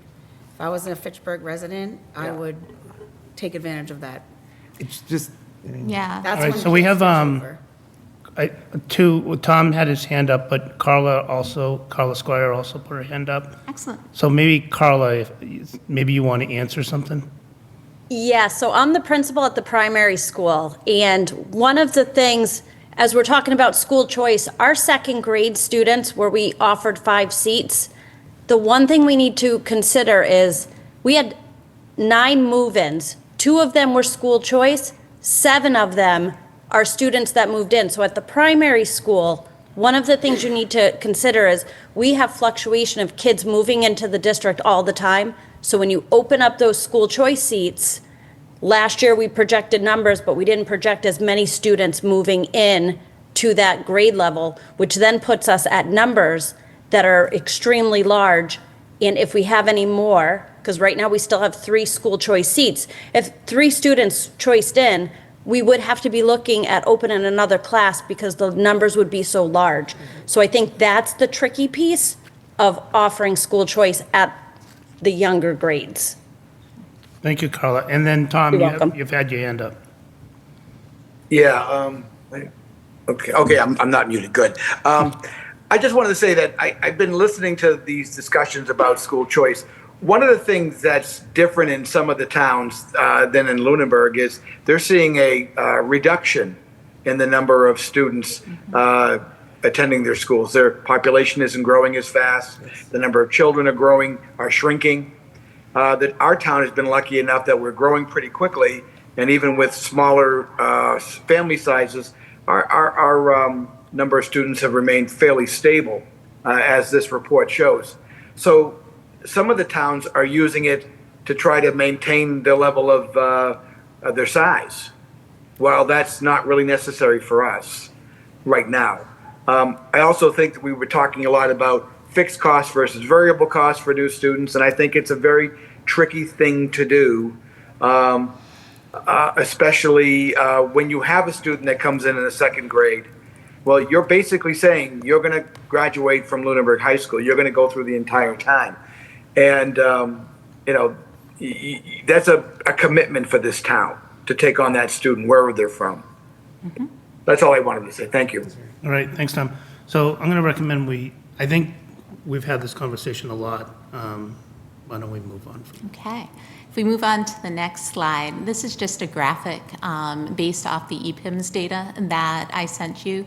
EPIMS is our state reporting system where we're required to report the number of FTEs that we have in different categories. We sent you the EPIMS report so you could see the categories, you could see our head count, and you could see the change and the percent change from the prior year. I think it's important as we move forward to really look at that snapshot in time because our staffing is very fluid. For example, when at the time that we took the October 1st staff report, it looks like we were very low, very much down in paraprofessional staff. That's actually because we had unfilled positions in the budget on October 1st. They were budgeted positions, they were approved positions, but they weren't filled.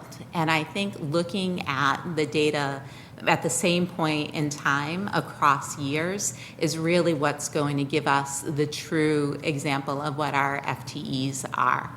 Now, with that being said, one of the things that I think is important is that our FTEs sometimes become very fluid.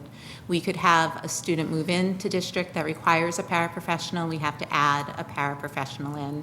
We could have a situation where behaviors are exploding in a particular classroom and we need that extra set of hands. So we'll take from one line item to another and we will sometimes add staff. We will never do that without the knowledge and the authority of the school committee to make that decision.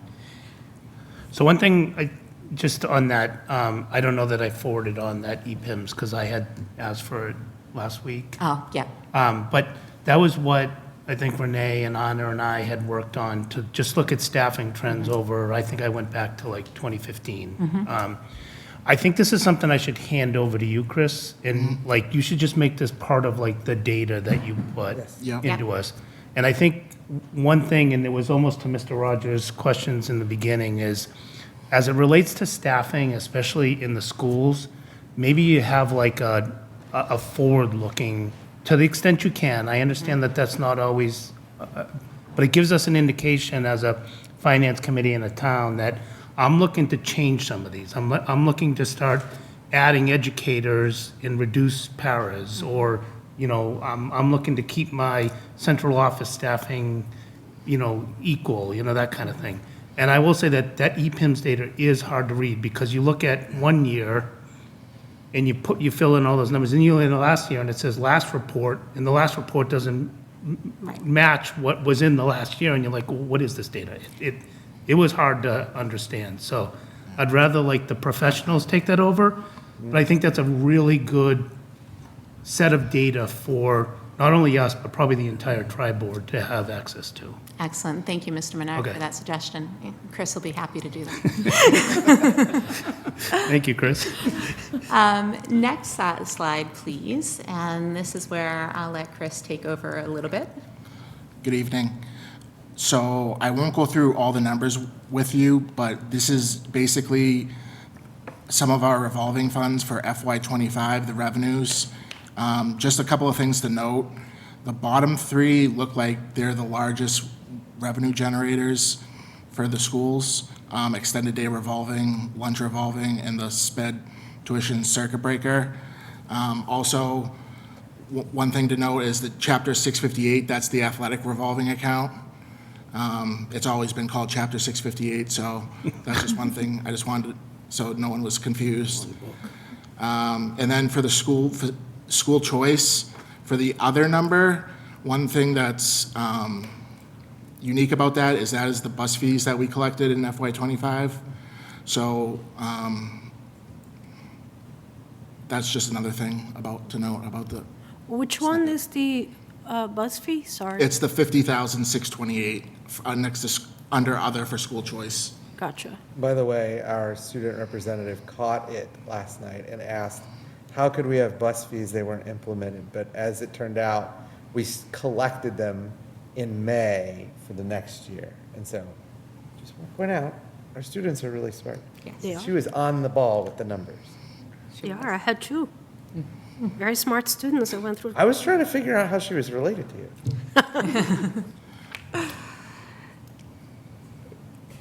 So it's important to remember what we're not seeing here is what was paid out of these accounts in FY25. So that is something that we can update, especially now that the town books are closed. Congratulations to our new team at the town. And we can provide that updated data for you. So I think I have a whole lot of questions about how you're using some of these. These are the revolving funds. They're not the grant accounts. Is that correct? Correct. Grants are next. Right. But, it would be interesting to know how are these funds being spent? Yeah. And are you planning to budget them? Because what we ran into trouble last year was we were not budgeting our revolving accounts and our grants accounts. And I think that's where we lost track of the money that we had and didn't use. So what is your plan for FY27 in terms of how are you going to budget in these accounts? Because you can actually budget them and put them on munis. So the hard thing about the budgeting, especially for extended day revolving, I know we were in the negative in FY25, so we spent out more than we received. Right. So that's one thing we're going to have to take a look at going forward. But it's definitely a consideration to look at budgeting them all for FY27. Just so you're aware, and I know this is not something that, of all people, FinCom wants to hear, I think that the school committee has a moral hang-up on the bus fee. I can tell you I do. I was originally in favor of the bus fee, and then Ms. Brzezowski did a valiant last stand that ultimately was defeated 4-1. And that night, and every night since, I have thought that she was right and I was wrong. If we can get rid of the bus fee, I want to do that. It's so painful. I mean, we have a safety valve for people that have, so like, it automatically excludes certain income thresholds. There's a safety valve procedure so that if you somehow are over the income threshold but need an exception, we've managed that. I just think that it's pretty terrible that we're charging kids to go to school, but then we're like paying for athletic transportation. Like, I can't square those two things in my mind. So if you want to talk about what we are planning on doing, I would love to get rid of that. So I disagree with you. Sure. You know, I think last year when you guys were looking at bus fees, you actually learned that a lot of communities like us do. You know, what I have a hard time is like, we gotta be, in my opinion, not as an educator, just in terms of service providing from the government, which is taxes, that, like, government doesn't make money. They take money from people and spend. Is that I have a hard time when we're offering, you know, the best service possible on this one area, and we don't have enough paraprofessionals for kindergarten. I have a hard time reconciling that. Oh, I do too. So, you know, if you're not charging, you know, students that fee, which they were instituted before, you got, at some point, the school committee decided to not charge. Now you're passing that burden to everyone to do it. And, you know, all the taxpayers should support that. And you don't have paraprofessionals for the kindergarten. So I have a hard time with that. Like, you can't be offering concierge services on one thing and not, you know, in your third grade classes, not be reading. I don't disagree with you. So I think, you know, when you're looking at these things, for me, that's where I start. Like, what are we offering here? Are we offering everybody the best service, or are we kind of putting everybody in that middle tier and trying to deliver those service? So I have and you guys gonna hear other comments about related things, or where we are like, best service here, but not enough paraprofessionals in kindergarten. Like, you know, like, if we had infinite money, this would not be a problem. But I just have a problem on a philosophical level that we are charging kids money to come to school, but not charging them money to drive them to a football game. Well, that strikes me as incompatible. I don't disagree with you, and I actually think I made this comment in your last night's school meeting, but, you know, we didn't raise the fees for athletic fees for like 20 years. Oh, I know. And I think a fair way to manage that is to just attach athletic fees must cover athletic transportation. And that way you make that rule every year, you budget it that way, and it's built that way. And that also put an onus on the students, right, on the families that like are advocating to add this sport that is going to be like 10 kids, that now we need to be driving, you know, like basketball is a good example. It's 10 students that are usually part of the team, right? Like, I don't know what the roster size is. Yeah, so it's like maybe 12. Here's the thing, though, and I just want to, like, I agree with everything you're saying. I sent you an email today that I think you can very easily see I agree with everything you're saying. If we added the transportation costs, which are about $146,000 a year, it would wipe out the athletic revolving account, just the transportation costs. That's the problem, right? But, I mean, my point, here's the thing. You're thinking of like, it's going to wipe out this account. I am not thinking about that because in the end of the day, the money that we get is the money that we get and we need to pay for everything. I'm thinking of how can we create some accountability for people that are advocating to add more sports, to do this, to do that. And a good way to tie that accountability is the transportation. So for example, when my daughter was part of the team that was state champion for ski, we drove, the parents drove, right? Like, and it was actually a large team. We drove. If that was, so I think we need to create those things. And I know you're saying it's a philosophical thing, but how do you resolve then your philosophical dispute of bus fees or not when you know you don't have enough paras for kindergarten? Like, that's why they're still there. Right. Right? So I said this last night. As it relates to bus fees, did we see a reduction in the number of students that signed up for bus service, or was it relatively flat from the year before? I can get back to you on that. Liz would have the answer to that at her fingertips. I believe it was relatively flat. Okay.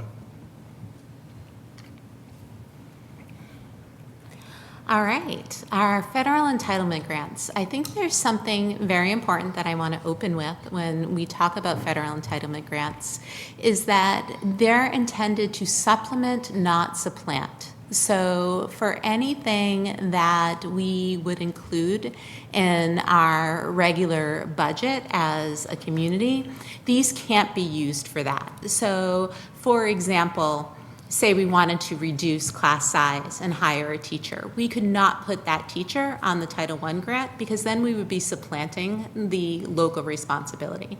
So these are purely designed to be supplemental. Each grant is designed for a different purpose. So our Title I grant is designed based on our census data for our low-income households that we serve.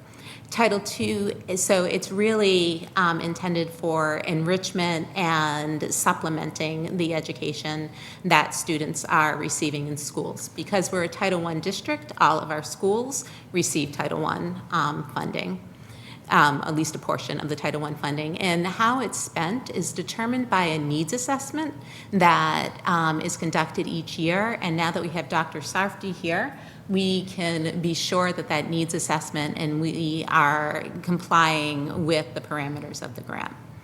Title II is purely intended for professional development, and Title IV is for safe and supportive school environments, but the one caveat with Title IV is that it can be folded into Title II for professional development related around those areas. We've already been told to expect a 30% reduction in our Title I. So as you can see, we had $209,522 in Title I funds for FY26. We're now anticipating that that would be $146,665 for FY27. It could be lower, it could be higher, but we just don't know until the state does their allocations. Our Title II money, which is really our main vehicle for professional development, would drop down to $24,693. And again, we can't budget it until we know the exact allocations, which can fluctuate. They've been fairly steady, but one of the things that I want to remind Team Lunenburg about is staying steady means your buying power has decreased over time. They've stayed steady over the past 3 years, but our ability to be able to stretch these dollars and use them has decreased as the cost of things has risen. Just as you're experiencing, and it raised household expenses and costs. I can't believe what it is to get pizza delivered now. We're experiencing that same thing with our costs. And our Title IV grant, we're anticipating only $10,231 only. I know that's obviously a significant amount of money. And our 240 to our 260 grant, that's our special education grant, we're anticipating that stays fairly level funded. One of the questions that we received in writing was, why aren't we budgeting more staff in that 240 grant?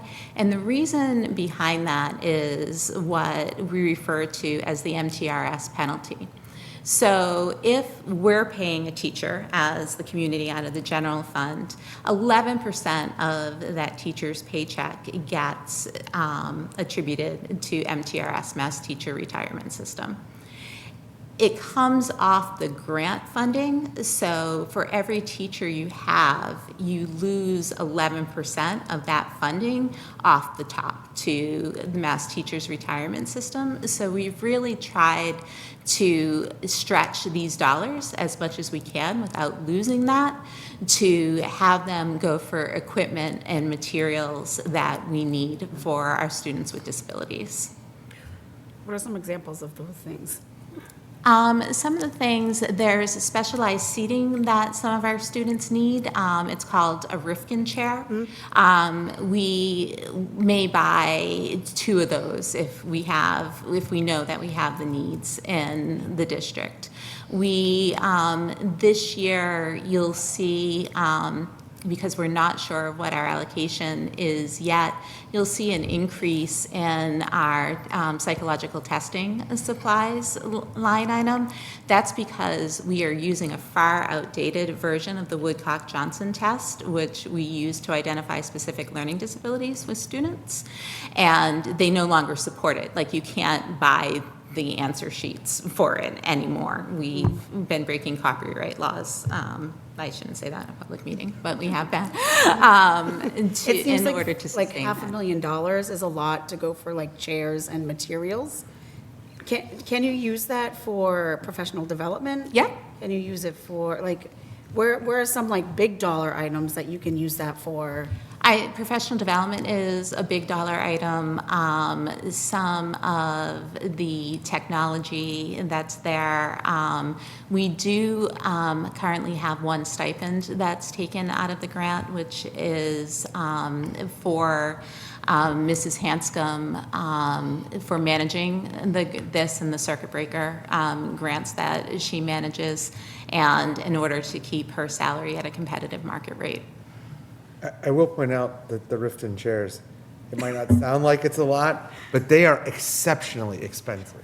They're not like, But they're not $500,000 expensive. no. They're not $500,000. You'd have to buy a lot of chairs. So, and here's our biggest item, which my wonderful finance director just whispered in my ear, is we pay the May Center out of that, and that's $340,000. What is it? I'm A little sorry. bit more. The May Institute. The what? The May Institute, it's a collaborative specialized school for one student. For one student? For one student. So, Yeah. so, all right. So here's the problem that is a structural problem. And I know, and I heard the number that you requested, that you want to ask for an override. So I'm just going to walk you through certain things. In FY24, there was a presentation to this committee, I wasn't here, that we were paying a psychologist with a 240 grant, a secretary to do some, clerical work with a 240 grant. Then there was another psychologist paid with SPED, ESSER funding, of course. And when I still don't have my report, the accumulator for FY25, which I requested about 3 months ago. Did you have a chance to talk, Chris, have a chance to talk with the town about the accumulator report? Yes, I can get that for you. I just can't open it up during a payroll cycle. Okay, because it's been now officially 3 months. So I don't have this information for FY '25, but I do have for FY '24. In FY '24, we use grant money to pay $394,000 in staff for non-instructional, and that was instructional staff. Then we also paid $439,000 with grant money, and we paid $562,000 from revolving funds. So what I see to be the structural problem that I'm trying to get to is that there's the needs that we have, but now we are increasing the needs by shifting the staff into the general fund. So it just, like maybe my suggestion would be to little by little do this transfer and not come back, not come back all at once. I mentioned this before to the town manager. 2011, the override failed. The schools got cut. We went to have a 4 business day in town. And then in 2017, we created another fund to put money away for big purchases. Financial situations change. And to try to do all of this at once, for me, it feels like it's a big ask, and we're not giving the time that the economy needs to cycle through these bad times and for us to be in the upswing and start adding stuff. So I see that to be a problem, that we are shifting, not just you want to add the positions that you mentioned. I did watch the presentation yesterday, but now we are here in FY '24 with close to $900,000 of staff that we used to pay through grants that you're saying we're not going to pay through grants. So so anyway, that's my overall feedback is related to that. Thank you. But you're not paying any of that anymore, all of those salaries. Some of those salaries are positions that were cut last year. For example, one of the school psychologist positions, we currently have a school psychologist that's split between primary and THES. So as we lose positions through attrition, those are some of the positions that we are taking off grants.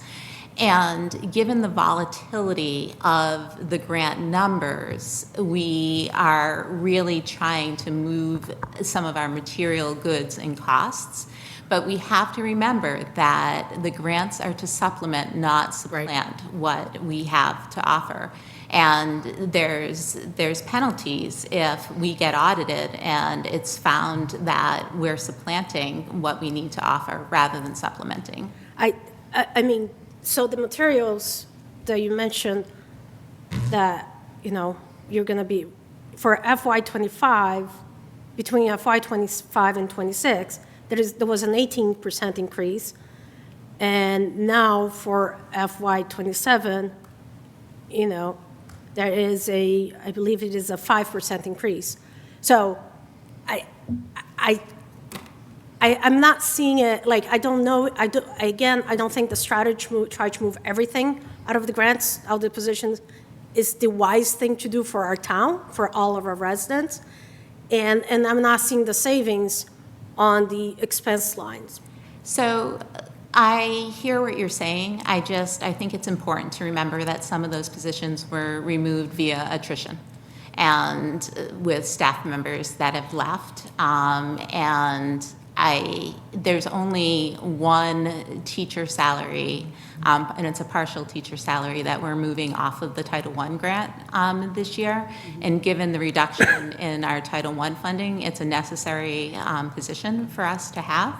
So there is that position that we're moving off of that grant, and we're changing it from an administrative position to one that more directly interfaces with students.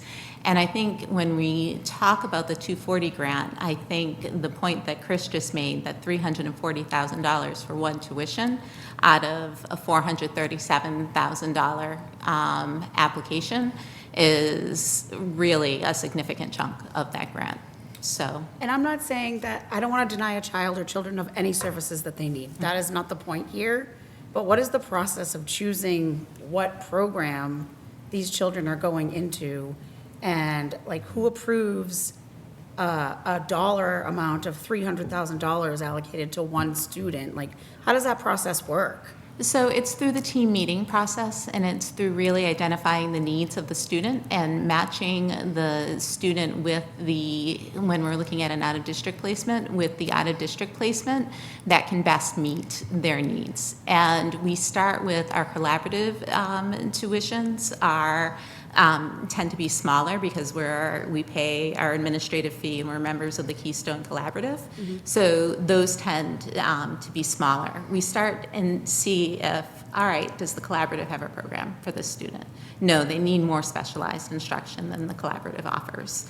So what's available out there? And then we actually send packets to the schools to see if they can meet the students' needs. And based on their response and taking in consideration the cost of those placements, we make the best placement for the child where they can receive a free and appropriate public education. And does that go through the school committee too? No. We do not have I mean, some of these children, Visually, at least? we do not make that decision. It would Okay. be inappropriate for us to make that decision. The 340,000 circuit breaker will kick in on that, right?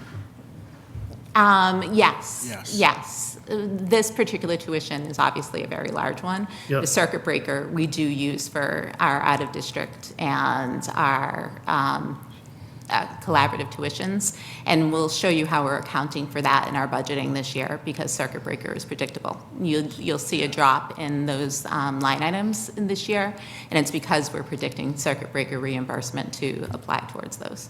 So It's this not because our tuition's $340,000, 75% will be likely reimbursed? By the state. By the No, state. not from the 240 grant. Not from the 240 Not grant. from the 240 grant. This one is, this is a unique case. It's not often that you have a placement that's this expensive. Yeah, so, I mean, I understand, I have family members that work in schools that are high need, so I get it.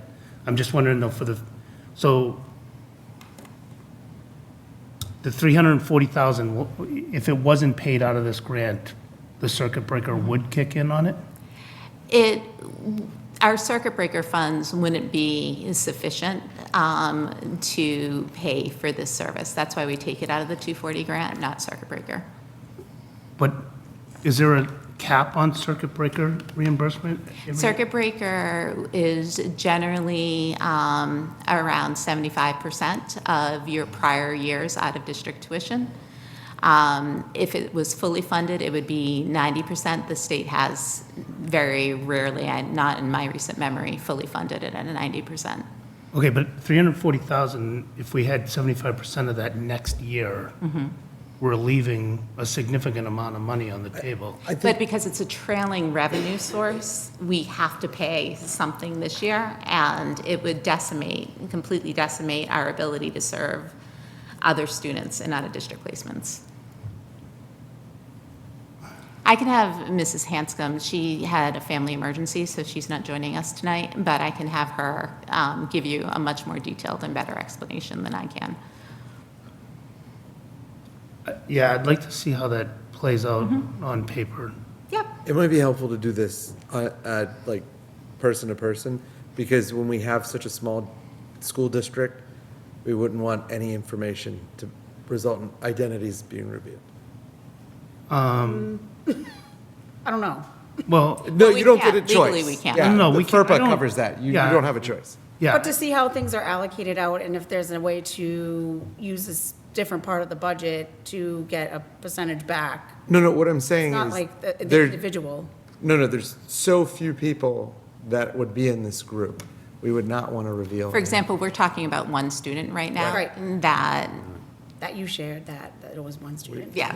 We're not. I just don't want to make sure we're making a short-term decision financially that would be the wrong decision if we think long-term. Mrs. Hanscom would be the person to explain it. What I can Okay. tell you is with her 30 years of experience, our special education budget is very well managed and very tightly managed. So if she's made this decision, she can explain her reasoning why. Okay. That makes sense. And so, just to recap, are we gonna see, a budget or how you're planning to use these grants, the funds, or? Once we know our allocations, we can certainly provide that to you. Okay. And is that all you have for grants? Because I sneaky peeked on the next slide. Yeah. But I have a question about, we definitely identified the All right, let's grant go to the issue next slide. from last year. And the abundance that you received a grant that was allocated into the budget. Just a quick synopsis of clarifying that you're not using any type of grants that we end up getting for salaries or things like that. We are not anticipating. Like, what are your plans? Are you going to try to offset the capital? What we're trying to offset is materials. Many of the Supplies. grants that we're revising right now are going for, and I hope Dr. Sarfty is nodding behind me, are going for things like decodable books, early literacy, skill materials, as well as professional development. So that's where we're investing, given what our literacy scores look like. Our main strategic goal is having everybody reading at grade level by grade 3. So, Perfect answer. yeah. We received the Student Opportunity Act grant. This was the second year of a 2-year cycle. The grant is going away after this year, so we received $100,000 for this grant. This is a perfect example, actually, of how our checks and balances are working better now than they were prior to our new administration being in place. Prior to my arrival, the decision was made to use this to hire a literacy coach for the district. The school committee had purposely cut that position from the budget and were not made aware that this grant was going to restore that position. Until I innocently introduced the person that we had hired for the position because I had assumed that procedure had been followed the way that the school committee had wanted it to be done.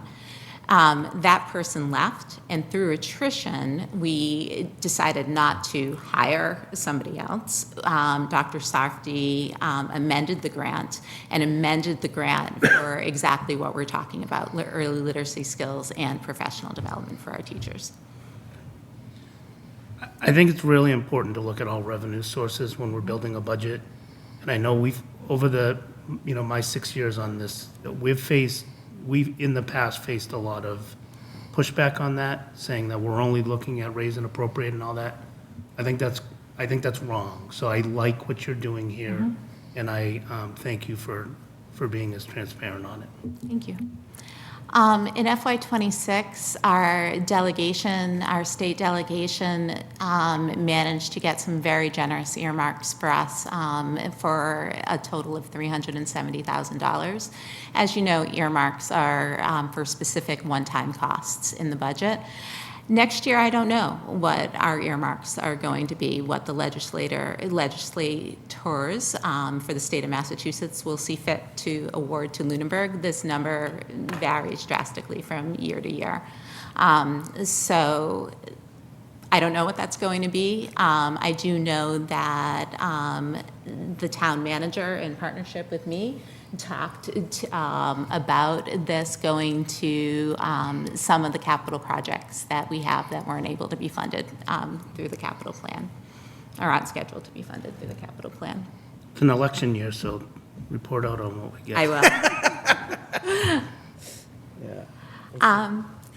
Now we're going into our budget assumptions for our FY27 salary increases. Our teachers are contractually obligated to get a 3.5% increase.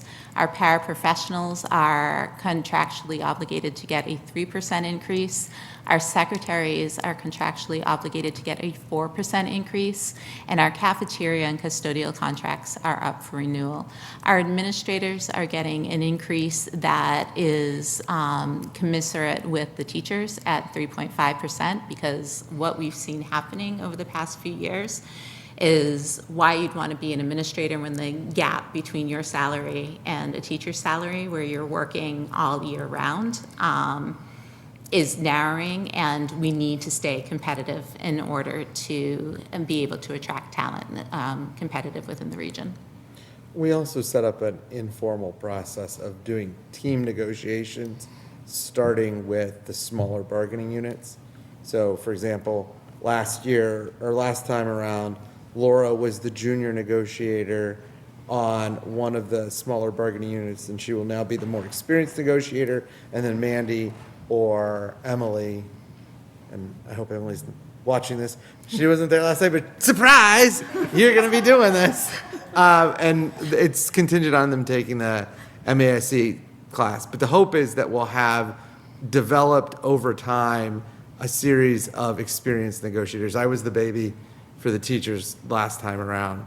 And so the teachers one is obviously the most complex contract. Mm-hmm. Yep. And so the hope is that we'll always have new blood and some experience at each table each time. So Want Anna to do it? Should. I'm happy to have anybody want to do it. Where are we on these contracts? Teachers, paraprofessionals? Teachers and paraprofessionals are up for FY28 to be renegotiated, which are, of course, our largest and most complex contracts that we have.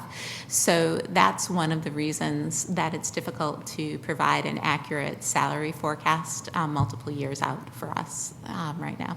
And how often do you see negotiations going past the time of the contract and then having to send out a giant check?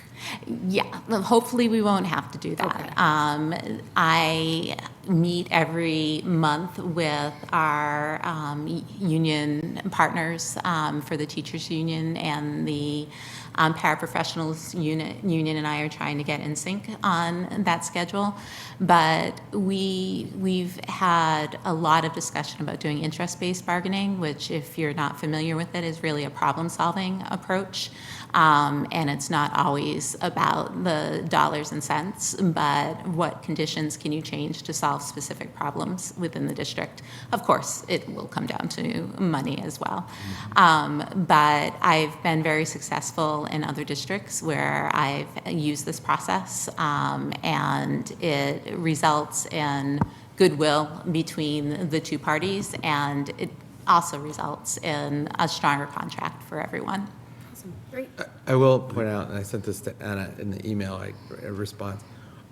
Tanya, the thing that you mentioned about the big fat check, it was 2024, 2023, the Newton contract really altered the landscape for teacher negotiations in the state of Massachusetts. They ended up, so the statute gives you only a 3-year window, but they were in status quo for a year. And so that contract, because it was a large bargaining unit, the increase was large, and it was for an entire year, it would devastate a town like this. Right, that's So we've got to be really careful not to exist in the status quo limbo, because every day in status quo is just like you're keeping the meter running. So Absolutely. I wanted everybody to know that, because I know Anna knew it, but that contract has really, it's terrifying. Well, it seems like this relationship building and bargaining across, like early and across, is going to solve for that. Let's hope so. I mean, But I've seen that we could not devastate sustain other that hit. school- I mean, other school budgets. You're exactly right. We could not sustain even if it was scaled down to a town of our size, we could not sustain Right. the percentage hit that the town of Newton had to take. They're all millionaires, so it doesn't really matter, but.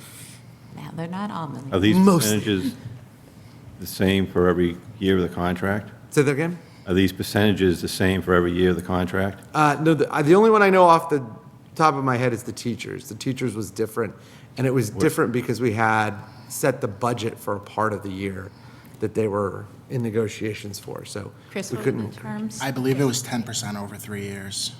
So it was like 3.5 for 2.5. Yep. All right, so cafeteria and custodial is only at dozen or so people in total, right? So it's not a large unknown No. variable. No. If we go to the next slide for budget assumptions, you'll see our health insurance costs. You'll see that on this slide, health insurance has risen more than the 9% that we're budgeting. That's because of the new positions that are included. And the budget assumption that we made for those new positions was that every new hire would take the highest level of a family plan. We know that that probably won't happen given the cost, but we wanted to make sure that if that did happen, and we do have our restoration budget, that we would be able to have sufficient funds budgeted. So I know, so you guys replied to me, but this afternoon I was busy, so I haven't had time. So how are you budgeting the health insurance? Are you getting for your current staff? So she just talked about new staff. That you're budgeting everyone at the highest level because you don't know who you're going to hire. But how are you budgeting for the current staff? So it's based on what plan they elect when they sign up for. I'm sorry, I couldn't Current hear. plan. Can you move the microphone? It's the current plan, he said. So you're budgeting their current plan times whatever. Times the 9% that we're projecting, and then I added in the 9.6, 9.4, 9.6 positions, and I believe the highest level family plan right now costs, it's upwards of $31,000. I think it's $31,281. So yeah, so that's how we're currently budgeting. So current usage plus nine times 31,000. Yeah, so it comes out, when you add up all the restored positions, it comes out to be about $330,000 additional dollars. For health insurance? For health, just for health insurance. Plus the increase by the Yeah. state, Yeah, which was 8. 8.85. Yeah. So health insurance is a large budget driver for us, as you're aware. Utility costs, just like. I just want to stay on that for 1 second, though. Yeah. So what percent of employees are actually on the family plan? I could get you that number. I'm not sure off the top of my head. But I could get you the number of employees on each plan. I would just have to look at the last bill that came through. Okay, because that's that's a very conservative approach to budgeting for it. And then I know that negotiations with the PEC are in works. Would that hit this fiscal year, or would that hit? That'll hit FY27, yes. So between now and town meeting, we will have that. So we'll have probably a refinement in health insurance on both sides? Correct. Okay. Excellent. If no one takes the family plan or the highest plan, and you have additional funds left over from this budgeted number, where do you plan on putting those funds? We would most likely continue to work towards our strategic goals regarding literacy. It wouldn't go into staff. So all your extra money is going into literacy or professional we're development? in professional development. Okay. When we have, approximately 50% of students in each test I get it, yeah. reading. But it's good to know where it's going. Yeah. Because it's an important bucket of. Would you Learning. hire? We would not hire No. additional staff because it would be a one-time adjustment, and we would not want to bring on a staff member for 1 year and then have to let them go. How much professional development can you get? I don't know that it would be a 1 year, Yeah. because you would then be projecting forward. Your current budget would say that the health insurance costs associated with the current budget would go into the next year. But then we'd want to be responsible to the town. I understand that. I'm just saying, Yeah, you're correct, I believe, Okay. Mr. Menard. And does that get voted on, like where you're allocating the money to as it goes? Or do you just decide amongst the school and the school committee? The school and school committee. Okay. Yeah, it usually comes through as a line item transfer. Yeah, it would have to come Okay. through as a line item transfer. Yeah, and we vote on Vote those, on. and we approve each one. And how do you kind of let the public know Where you putting We do it in the meeting. So we had talked about this in another more one-on-one session, in the quarterly finance reports that we'll get once we're through budget season. There'll be a summary of line item transfers as part of that, both on the town side and the school side. I just want to let you know, like, it was shocking to me how many line item transfers happen. Because of the comings and goings, the changing needs, it is almost every time. You know, like, I'm on a board for another agency in a different state, and they have nothing compared to what the school district does. It is a different beast. It is not a difference in, you know, number, it is a difference in kind in terms of the scopes of moving things around. So like, this happens all the time. And basically what happens is the superintendent, the building administrators, the central office team, they'll say, you know, like, we budgeted for this didn't happen, or like, we budgeted for X, Y, and Z, and this person took a job someplace else. We'd like to transfer the money here. I don't think we've ever rejected a line item transfer. You haven't this year. No, I can't remember the last time. And they, you know, like, they explain, like, here's where the money's coming from, here's where we want to go, here's why we need it there. And, you know, a lot of them are like $5,000. So it's like, okay, whatever. But, you know, if there's substantial money, we do have a conversation, and each one is voted on individually. Right, and I think the quarterly reports will give more granularity to what you're spending and more transparency, which I think causes better trust in the Agreed. town. So I think this is a perfect solution to that. Yeah. And then I looked today, and we're currently sitting at 60.4% expended for the year, so we're on track. We are on track. Utility costs are also increasing. Chris can speak more to this, but just like your home electricity has increased and your home heating costs have increased, and it's been a cold winter, where we're anticipating that. Yeah, I don't want to see the bills from this winter. So we are projecting a slight increase compared to last year in heating.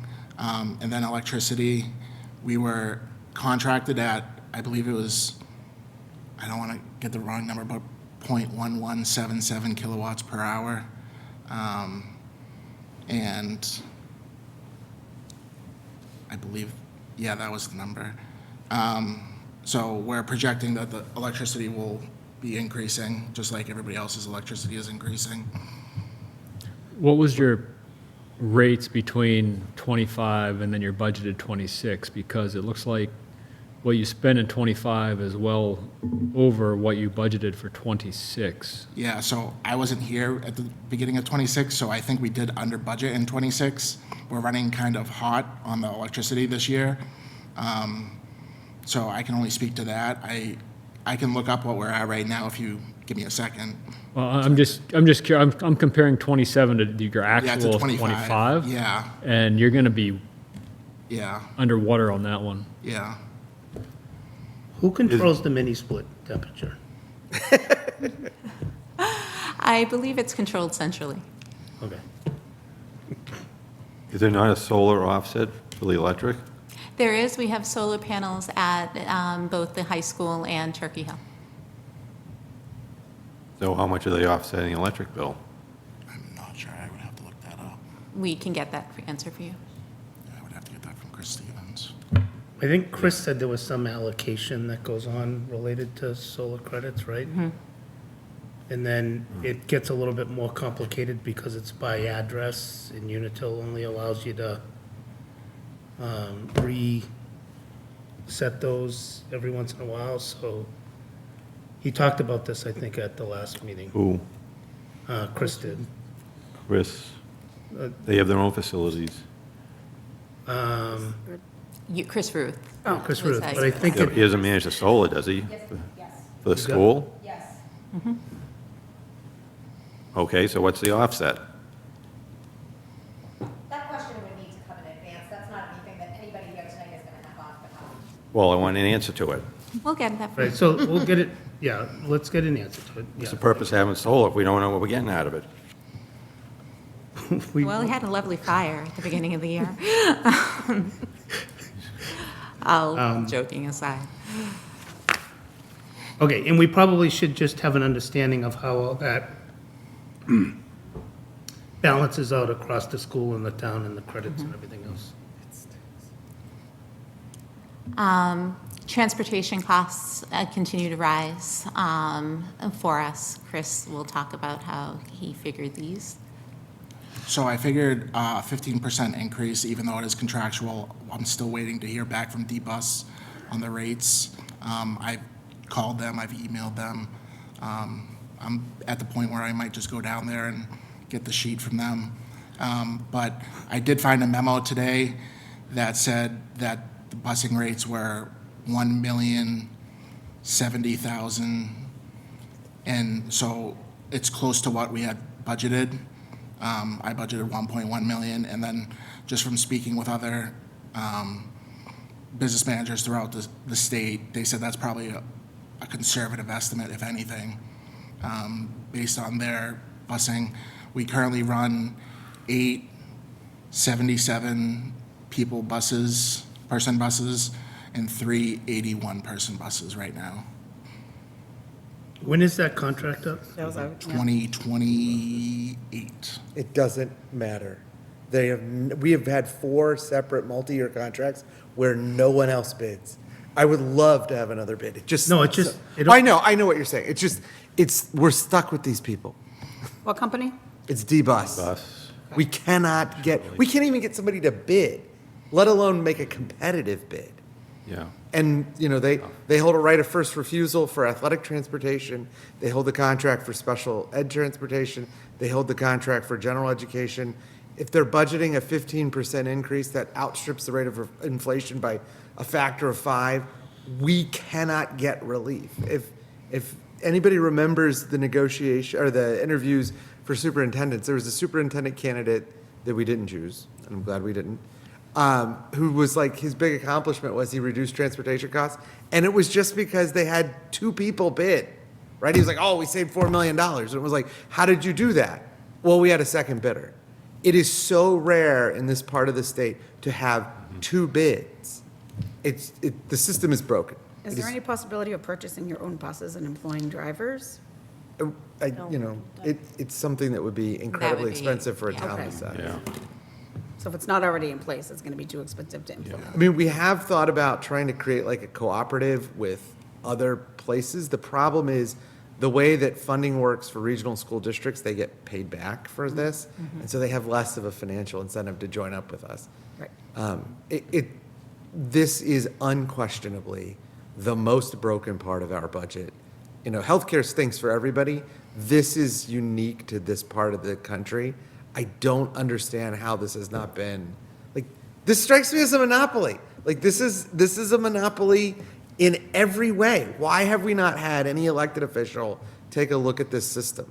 It's just crazy. You really don't like the transportation. It has driven me nuts because we can't get out of it. I know. It's like They can't get drivers. On top of the first refusal, I believe they also have, if we get additional busing, it's either $500 or $580 per bus per day, on top of what our set rate is. So the right of first refusal is something that's state mandated or No. that we No. negotiated In the contract. fully? It's in their contract. So just negotiate it out of that contract. The problem is we don't have a choice, right? The choice would be, and this is something that we've thought about, is to say to them, we're not going to use athletic transportation at all, or you can lower your rates, like your idle fee rates. That's the thing that kills me, is that they're charging a huge amount for idle fees, and they're taking idle fees when they go to a school in Leominster. It's easier for them to drive back, and they won't do it. Who negotiates this? I have no idea. I believe it's the business manager and the superintendent negotiate this particular contract. So it's you two that are? Yeah. So in 2028, you're going to be like, Yeah. okay. It's just, You're going to try. We will do our darndest. it's brutal. I mean, the other side of it is they have a whole bunch of capital investment. Sure. They don't use, Sure. Yeah, I get it. their whole business falls apart, right? Yeah. Yeah. I think Framingham is at like 55% bust because they refuse to pay the prices of the, I can tell you that Oakmont superintendent refused to send kids to the regional level track meet because the busing was too expensive, because they too are operating in a similar one bidder mode. And it's like, how is it that they have like somehow outsmarted all of us? did we get a van? Wasn't that the, That was what one of our earmarks was for. Unfortunately, from the time that the previous superintendent had proposed that, she was thinking a 15 to 20 passenger van, which would be very helpful for us. Unfortunately, it's illegal for schools to operate a 15 to 20 passenger van, and we'd have to buy vans that only seat 7, which I'm not sure is the most prudent investment of the taxpayers' money, because it wouldn't even support our smallest sports team. it's illegal in Mass or it's illegal in the It's country? illegal in Massachusetts. It's like they fixed the whole system. But if you have a bus driver that election can year. drive that type of bus in your staff, No, you can't transport students on a 15 to 20 passenger. Yeah, you would have to have a special license. No, Oh, you not don't? even with a special license. No. 15 to 20 passenger vans are just, 2 vans. yeah. So you were, Tony, in one of the school meetings, you talked about deploying a method similar to Oakmont to not attend some of Yes. the, has there been any progress on that? So I tried to get information from the other school board chairs to see if we could come to some kind of agreement. I wanted to make sure that before we did that, we had some buy-in from the athletics folks. We're still working on that. But something's got to happen. It's I mean- just, Why don't the 200 and whatever get together and negotiate buses? it would be ideal, but I don't know how something has rigged this system. I don't know what it is. I have a guess, but it's just, it's preposterous that this could function in a free market economy. How many Well, 'cause bus it's not. companies are around here? One. Yeah. The only other one I know of is First Student. And they never And they bid. never bid on, they didn't Well, bid last NRT time. is not near here? Oh, NRT bus? I feel like they have many. D buses are. North Reading. Isn't it in- NRT does Hudson and Marlboro. Well, we can't change now anyways. Right. Not until 2028. But again, we are currently on our 4th contract with one bidder. 4th multi-year contract with one bidder. The only thing I see here is the only possible explanation, other than it's a very high capital business that is difficult to run, because the people that work for you there's a lot of people that work for you. They work part-time and all that, so it's a tough business. But the other thing could be collusion, where they all get together and say, okay, we only bid on, you bid on Lunenburg, we're not going to bid on Lunenburg, so you can maximize your profit, but you don't bid on Leominster, I'm going to bid on Leominster. That kind of thing. And that would be, illegal. And it would be something that maybe the school districts around the state should look into, to see if there's something like that. Ask the state government to look into it, because it is a huge cost, not only to us, but for many other towns. It just seems, if they're playing that game, that's wrong. U.S. Attorney's is an antitrust division, and unfortunately, I don't know why this hasn't been interesting to them. I'm sure there's more than one industry out there other than school buses that does the exact same thing. So there's a tremendous amount of that going around. Just a little interest from the U.S. Attorneys might change things. And I have to assume that like the activation cost to get into, for a bus company to like step into, try to get another school system, right? I mean, that's just a huge cost, capital cost, and then you have to spread that cost out over so many years.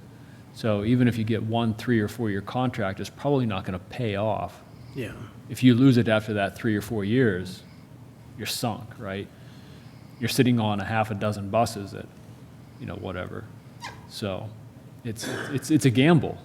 And if you're locked into 2 or 3 towns and you're making a ton of money on it, why would you risk it? All right. All right, if we go to the next slide for our technology consultant who, a good chunk of their contract is paid through E-rate funding, recommended to budget a 3% increase per year in our subscriptions and an 8% increase per year in our tech equipment. So that's included in our budget. A lot of what we do now, because of the way that curriculum is provided, is subscription-based. And then the school principals were an integral part of budget planning process for their anticipated supply needs. If Mrs. Squire is still with us, I'm sure she would tell us how she has scoured her closets, but after many years of being austere in this area, there's no surplus to be had in schools. So they prepared spreadsheets for what they anticipated to spend, and to these amounts we added an estimated shipping cost and a 6% tariff. Perhaps we should raise that to 10% now. For the most part, expenses for FY27 were funded with a level commensurate with FY26. Back on the Chromebooks, is there a reason you couldn't have a opt-in with your own device? I don't know the answer to that. I'll check with our technology and people. I think it has to do with network security, but I can double check that for you. So I have a lot of questions about the supplies, because I noticed that there are multiple different departments with supply lines. And you don't have to answer this now, you can send this information. She sent most of the replies I dropped on the. Okay. It was in the afternoon, I was busy. Well, I have not had a chance to look at it Yeah. either, so I'll take a peek at that, and then if we have any additional questions, can we reach out? Oh, absolutely. Okay. Of course. Okay, because I just want to know, like, what are you getting? Yeah. What? Yellow what's markers, these? Like, red where are you getting markers. it, you know? A large part of it is paper. And paper is. We need to go paperless, but you know what I mean? So it's kind of nice to see like a kind of a breakdown of what, departments are using, and if they can departmentalize, like utilize things from each other, or I don't know. So I just kind of wanted to see the bigger breakdown than just the number and how that number came about. So I'll take a peek at that and then just submit any other questions so we don't have to. Excellent. Tanya, just to clarify, I did last year suggest that the whole school, the district, go paperless.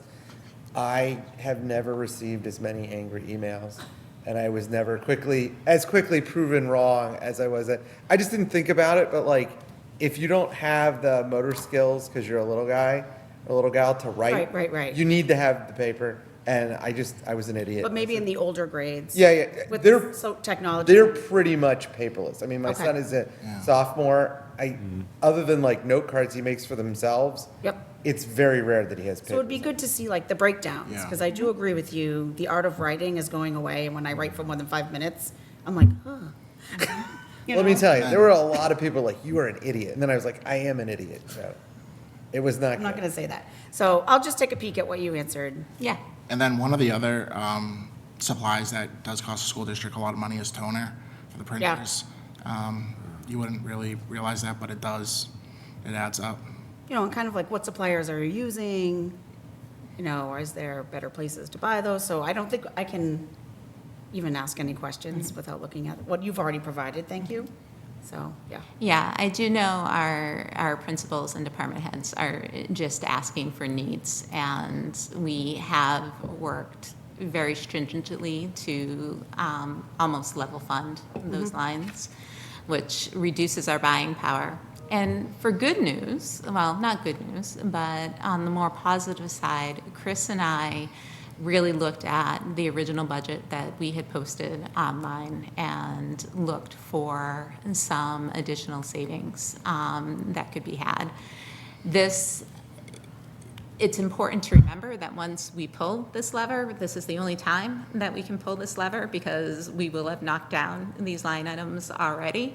But we were able to save $208,346, and part of that was the compromise on the full-time athletic director, and to have that be a half-time position that we're requesting with the restoration of the full-time AP. Who's gonna do the is it gonna be a half-a-time athletic director, or that comes just for that? Or are you gonna have it mashed with another? Right now, our plan is just a halftime athletic director, and I don't know who's going to do it. So halftime would schedule all the. With the athletic secretary, yeah. Okay, so that secretary will take on some of the scheduling, because it's a lot. Yes. And if you're doing She does 6 some through already. 12, Mhm. you know, that's even more. So they will have some administrative help from the secretary for scheduling. Okay. And then I'm not going to go through, because it is 10 of 10, all the literacy data, but I encourage you to look at it. Basically, the headline for all of this is that approximately 50% of our students are reading to grade level expectations and standards. I've updated this from the original presentation you saw at the tri-board with the middle of the year DIBEL scores, so you can see how our students progressed. But we really are focusing on literacy because we think it's important for active citizenship, for our students to be able to make informed decisions about which path they want to choose, which is our mission. So what we're looking for primarily for position restorations we're looking for interventionists. I skipped all the way to slide 35. Well, I have a question. I don't have numbers. Is it this slide? Yeah, I just have one question. When you were looking at the graph, the green, the red, the yellow, the blue, what do those represent? Blue is above benchmark. Okay. Green is at benchmark. Okay. The yellow is in need of some intervention, and the red is in need of intensive intervention. Okay. How do we score compared to other? So this is normed, the DIBELS data is normed nationally, and so they determine our student performance level based on students across the country who at the same time of year. So if we have more students that require intervention or require intensive intervention, that means that we are not performing as well as the rest of the country who has students that are at or above benchmark. So this is based nationally? Yes. So who The sets- DIBELS is a national test. The MCAS data is state data. And do you have the So- state data? Yeah. Okay. So That's it- the graphs that go over. Is it a set benchmark, or is it a benchmark based on how the rest of the country does, like on a median scale or something? It's a norm-referenced median scale test, but the goals, and I can have Kimberly explain this better than I can, the goals are fluid through the year, so what the benchmark is at the beginning of the year isn't static with what it is at the middle of the year. It changes based on the expectations for the student. And what's your goal? My goal? Yeah. Is to have at least 85% of our students above or at Exceeding benchmark. or at? Yeah. Exceeding. Exceeding and at, a combination of both. How long have we been doing this test? We believe it's been 4 years that we've been doing it. Has it always been right in this range, or have we been declining? It's been similar to this range, the historical data. The third grade scores, though, were abnormally low this year. Yes. So they have gone down. Is the decline based on maybe some of the students that need more, that students with disabilities in those categories? See, we seem to have an influx of that, and then an influx of these scores. It could be, which is why that could be a hypothesis, which is one of the reasons we're looking for more intervention and more support for Putting all of students our early. money into resources. Yes, exactly. Thank you. So our justification for interventionist is the data, the research about how the gap, once it starts in early childhood, compounds as students get older. And the solution we're proposing is intervening early for our students. So what you'll notice at the primary school, what we're requesting is, right now it's a 1.0 interventionist. That could change to a 1.0 special educator as their caseloads increase there, but it will be a 1.0 specialized person to either intervene early or deliver specially designed instruction to students. We just need some more data to determine which direction we go in. We are adding one kindergarten paraprofessional, and we are reassigning an existing multi-tiered system of support paraprofessional to a kindergarten classroom so that we can intervene earlier and that our teachers will have support. This will leave only one classroom without paraprofessional support, and we will work to compromise with scheduling to be able to provide support to that classroom. 2 questions. On the one interventionalist, the early literacy math, is that up to grade, will that person be up to grade 3, up to grade 4? No, this would be grades K through 2 at the primary school. And then if you're not putting a para in one of the kindergarten classrooms, will you decrease that classroom size to adjust? That's something that we actually haven't talked about yet. Okay. That one teacher's going to be like, hey. Yeah, exactly. I would be when I was a teacher. And you shouldn't be in the classroom. Yeah. So, all right. Over at Turkey Hill, right now, we have somebody that's split. She's a 0.5 special educator and a 0.5 interventionist. That is not working. It is impossible for her to meet the needs of all students. So we're looking to restore, it's actually 2.5 positions that we're calling a 1.0 interventionist. It'll be adding back 0.5 to the special educator. So the person that's split right now would go back to being a special educator, and we'd hire an interventionist.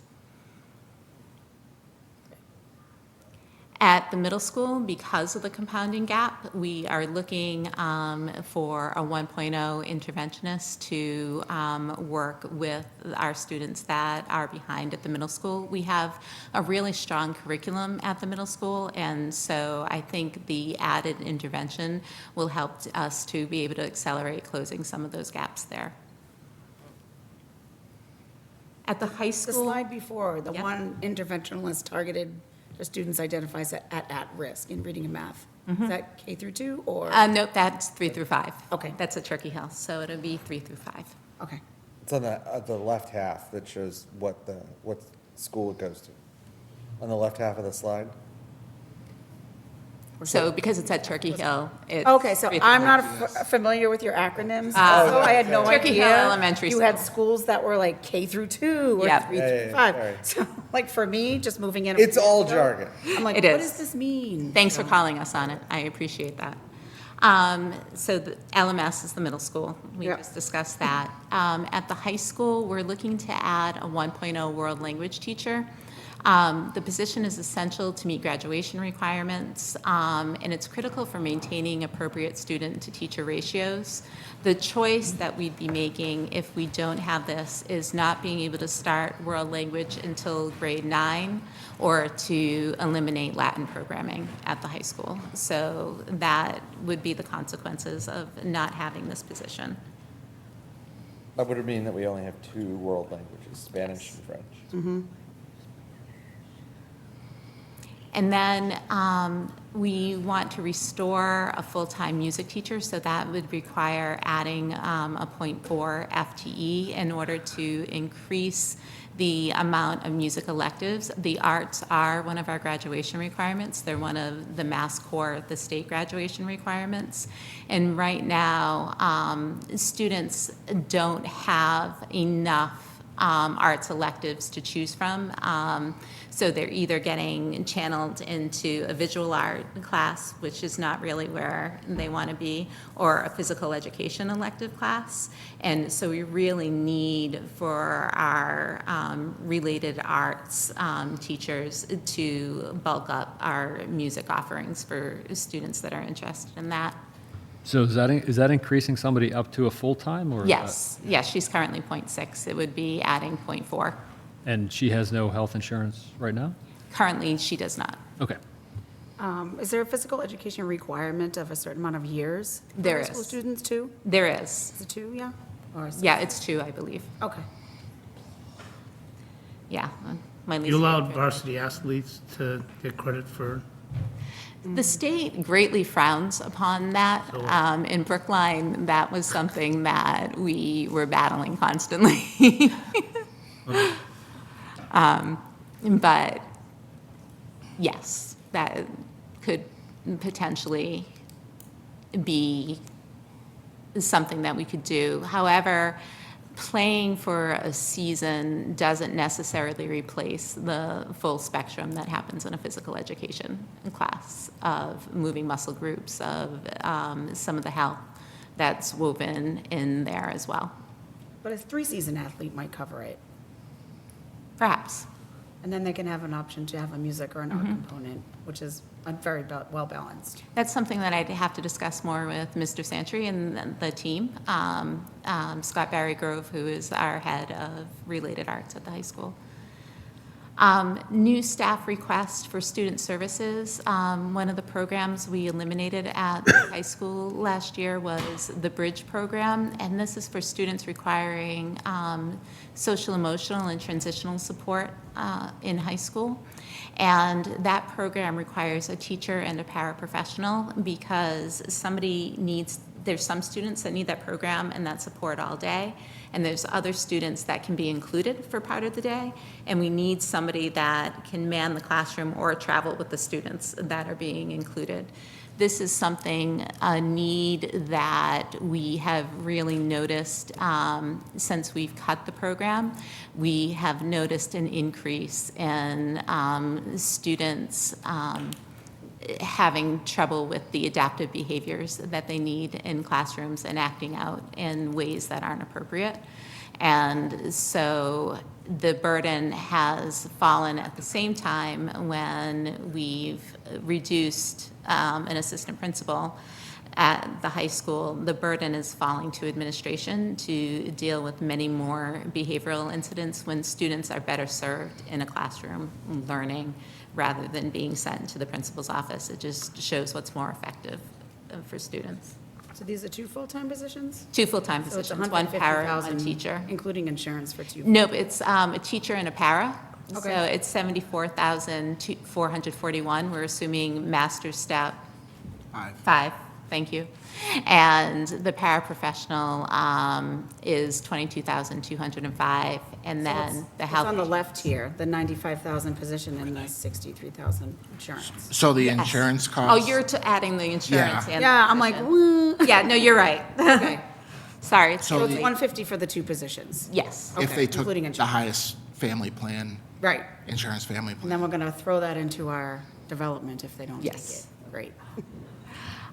We need another, as you recall, this is tying back into some of the data I showed you about multilingual learners. We do need an additional multilingual learner teacher, an English language development teacher.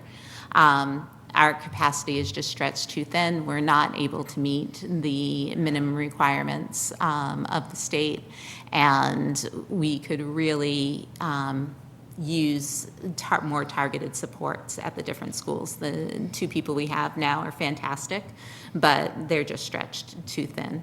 Can I add two things real quick? One of the things that I think I was not aware of when I started on the school committee, we have a legal obligation to provide English language education. And so it's not like this is something that we choose to do. There's a U.S. Supreme Court case that says you have to educate the student in English. The second thing is, and this is not an equivalent because it's not the same as a classroom teacher, but if you go back and tally up the numbers, it's 67 students for two teachers. That'd be like 33 and a half students per teacher. Like we don't put that burden on anybody else. This is a dire need. If you've watched the previous meetings, you've seen where we've needed it. This is an absolutely dire need, and it is one that I am concerned that if we do not address, it will result in legal liability for the school district. I agree with you. I just want to see the numbers and crunch the numbers. Yeah, no, I just wanted to, it's. That's our, that's our jobs. We don't want to fight a law, we don't want to fight a case and lose, because then we pay the cost of whatever, plus the cost of a lawyer. But it's also important to get what you're saying out into the universe. Yeah. So that people can understand why we're looking at the numbers. So I appreciate you saying our obligations legally and our obligations morally and ethically to our students as well. Thank you, Tony. We're looking to restore a full-time assistant principal to the high school. Mr. Santry, as you know, is both the principal of our middle school and our high school, which is convenient because they're co-located. However, it's a half-time allocation to each. We have one assistant principal at the middle school. We currently have one assistant principal at the high school, and Mrs. Burns, who is splitting the athletic director role, her salary is actually split 0.8 and 0.2. So 0.2 for the assistant principal role and 0.8 for the athletic director role. Don't know why that budgeting happened in that way, but it did. So we're looking to restore that position to increase capacity at the high school. What's suffering is relationships with students and being able to follow cases straight through, which is very difficult. I'm proposing a central office restructuring. This is actually going to be a surprise to Tony. As we reviewed our slides today, we found a mistake last night. So we want to eliminate the 1.0 literacy coach. So we're taking that from the grant. So that was grant funded. We've eliminated that. We want to transition the 1.0 math coach to an instructional specialist, to move her from the administrator salary that she's on currently to the teacher's salary. That's going to cost approximately $10,000 with no health insurance costs, because she would be making more as a teacher than she is under her current administrator salary, given her years of experience and her degrees. How many students would she be servicing? We're looking right now to split it where she's doing 60% direct service to students and 40% systems coordination around math. We are focusing on math too. We're not just doing everything in literacy. And she'd focus her work in math primarily at Turkey Hill. So this is Turkey Hill? Yeah, 3 through 5. 3 through 5? Yeah. Okay. Okay. All 3 grades? Yes. And how many students is that? It depends on what the student needs are. Roundabout. We'd have to, I would say she can probably service approximately 20 students. We want to add a data reporting manager, which we thought originally was going to be net zero cost, but it's actually a 0.5 position at approximately $35,000, and we want to create a 1.0 assistant business manager position. Currently, and as you're well aware, when we don't have our business office running smoothly with redundancies and people to man it, mistakes get made. I think you're seeing that in the FY26 Barrow and the FY26 budget and the following of the FY25 budget. So we're looking to get some assistance for Chris, because right now he is a one-man show. So every piece of data that's asked for, every spreadsheet to be calculated is all Chris doing it right now. And we need to not burn Chris out. And in order to be a fiscally responsible operation, I believe that this assistant business manager position is necessary. What we're thinking of doing is we have somebody right now that is 0.5 accounts payable and 0.5 our state data reporting specialist.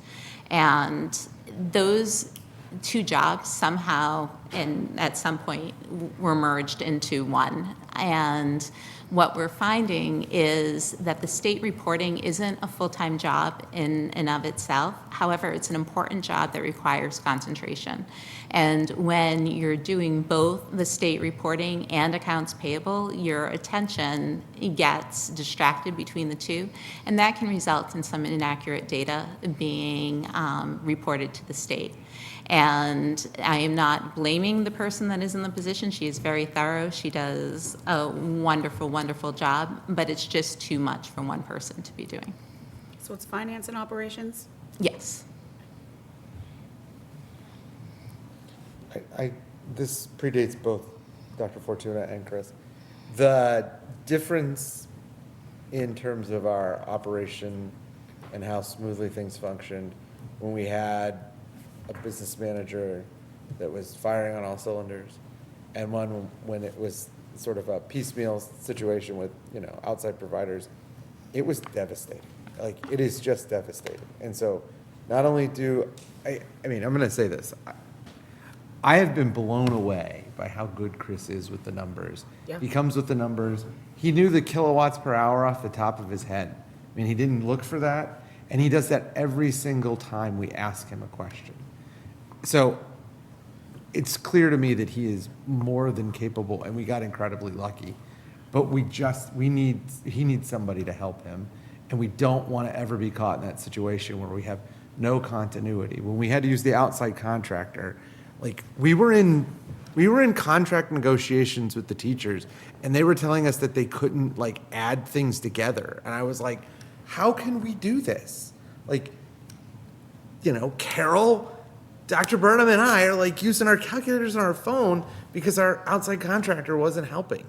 And it was just a mess. We cannot have that again. And I know everybody understands the importance of this, especially on Finance Committee, but other than the ELL stuff, this is the thing that it strikes me as, like, this is deadly serious. We need some help. And it's not a ton of money, as you can see. I agree with you, Chris. This is unbelievable. Will he be in the interview process? Of course. Okay. Somebody that he has to work closely with. Yes. Sometimes it's not the case. We did. We had a wonderful interview process, obviously, because we got Chris Yes. and Dr. Sarfty. I built a great district leadership team. Juliana Hanscom is second to none, in my opinion, as well as the amazing office staff of Liz, Heidi, and Penny. You're so lucky in Lunenburg. We are now. just so lucky. We were before. That we have this talent. Yeah. Like, when I go in to sign warrants, I will sign the warrants, and I'll just sit there, and, like, if it's over a certain amount, I'll, like, look through the papers. If it's, like, $150, if it's, a certain amount, if it's 4 figures, I'll ask. I'll look through the papers. If it's 5 figures or higher, I'll ask Liz, and without looking at the documents, she will know which one I'm referring to, what it was for. She will even know who the service provider is. Oh, that's the uniform people, that's the paper people. I mean, the information that Liz Peterson has is like an institutional memory for the school district. It's really impressive. So if we go to the next slide, the estimated total cost of the restored positions and restructuring, assuming hiring level and all positions take the highest level of insurance, is $996,123. So this does come with a hefty price tag. If you go to the next slide, you can see the portion of our expense budget that is called out by health insurance, and there in the orange. So you can see about half of our expense budget is health insurance costs related. The salary budget lines have been condensed and summarized according to the format of the Department of Education codes. The amounts may reflect slight variations or cost across lines due to union contracts and individual contracts that have not yet been negotiated for fiscal year 2027.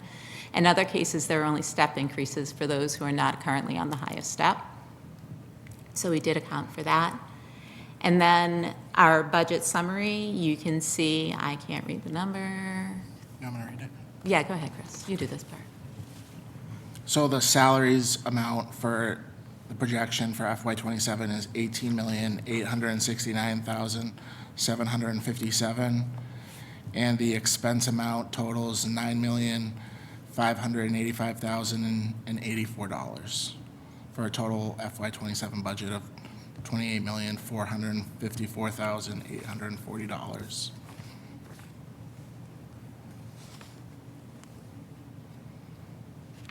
That's a lot. It is a lot. But you are only a certain percentage of the budget here, and other communities are well over, like between like 53 and 57% of their budget.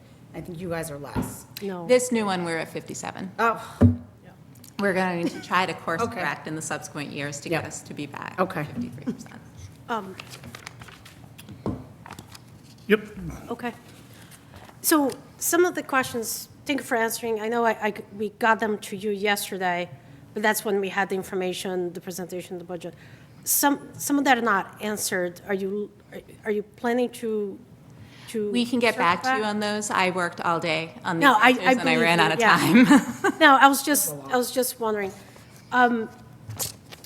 So if we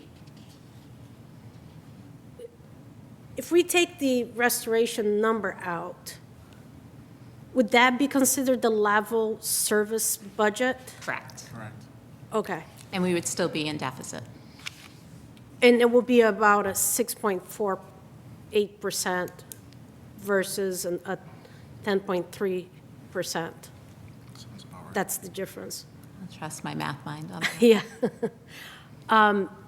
So I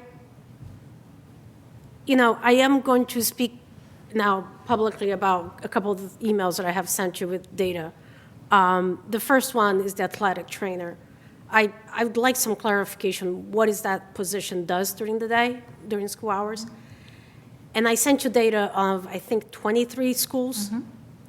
And the current setup that you have, that you're planning, which is part-time athletic director and full-time athletic trainer, there is only 2 other schools that have that same setup. And the athletic trainer, there were some wonderful answers on how other school districts have managed that position. That I think it's even, they contract through Emerson Hospital, MGH, and one of the advantages of that is that the students, if they need further services, they already have that contact. So I need to understand why, and this is one of those that what I think athletic trainer does, and what I have heard from school committee conversations is, they help an athlete get back in the field quicker. That's offering physical therapy services at the school, like boutique services. And I can't wrap my head around how we can be offering boutique service of physical therapy in the schools, and and we're still, and that's a priority. I don't understand, I cannot wrap my head why that's a priority for the school. We did not have this position until very recently, 2019, 2018. No. This was something that happened right before I joined school committee. Okay. So I have the same questions. So you what? I have the same questions. Yeah, so that's why I'm asking, the superintendent, why is this position such a high priority for you when we have, I did the collecting of the data. What we're doing is not what the majority of schools are doing.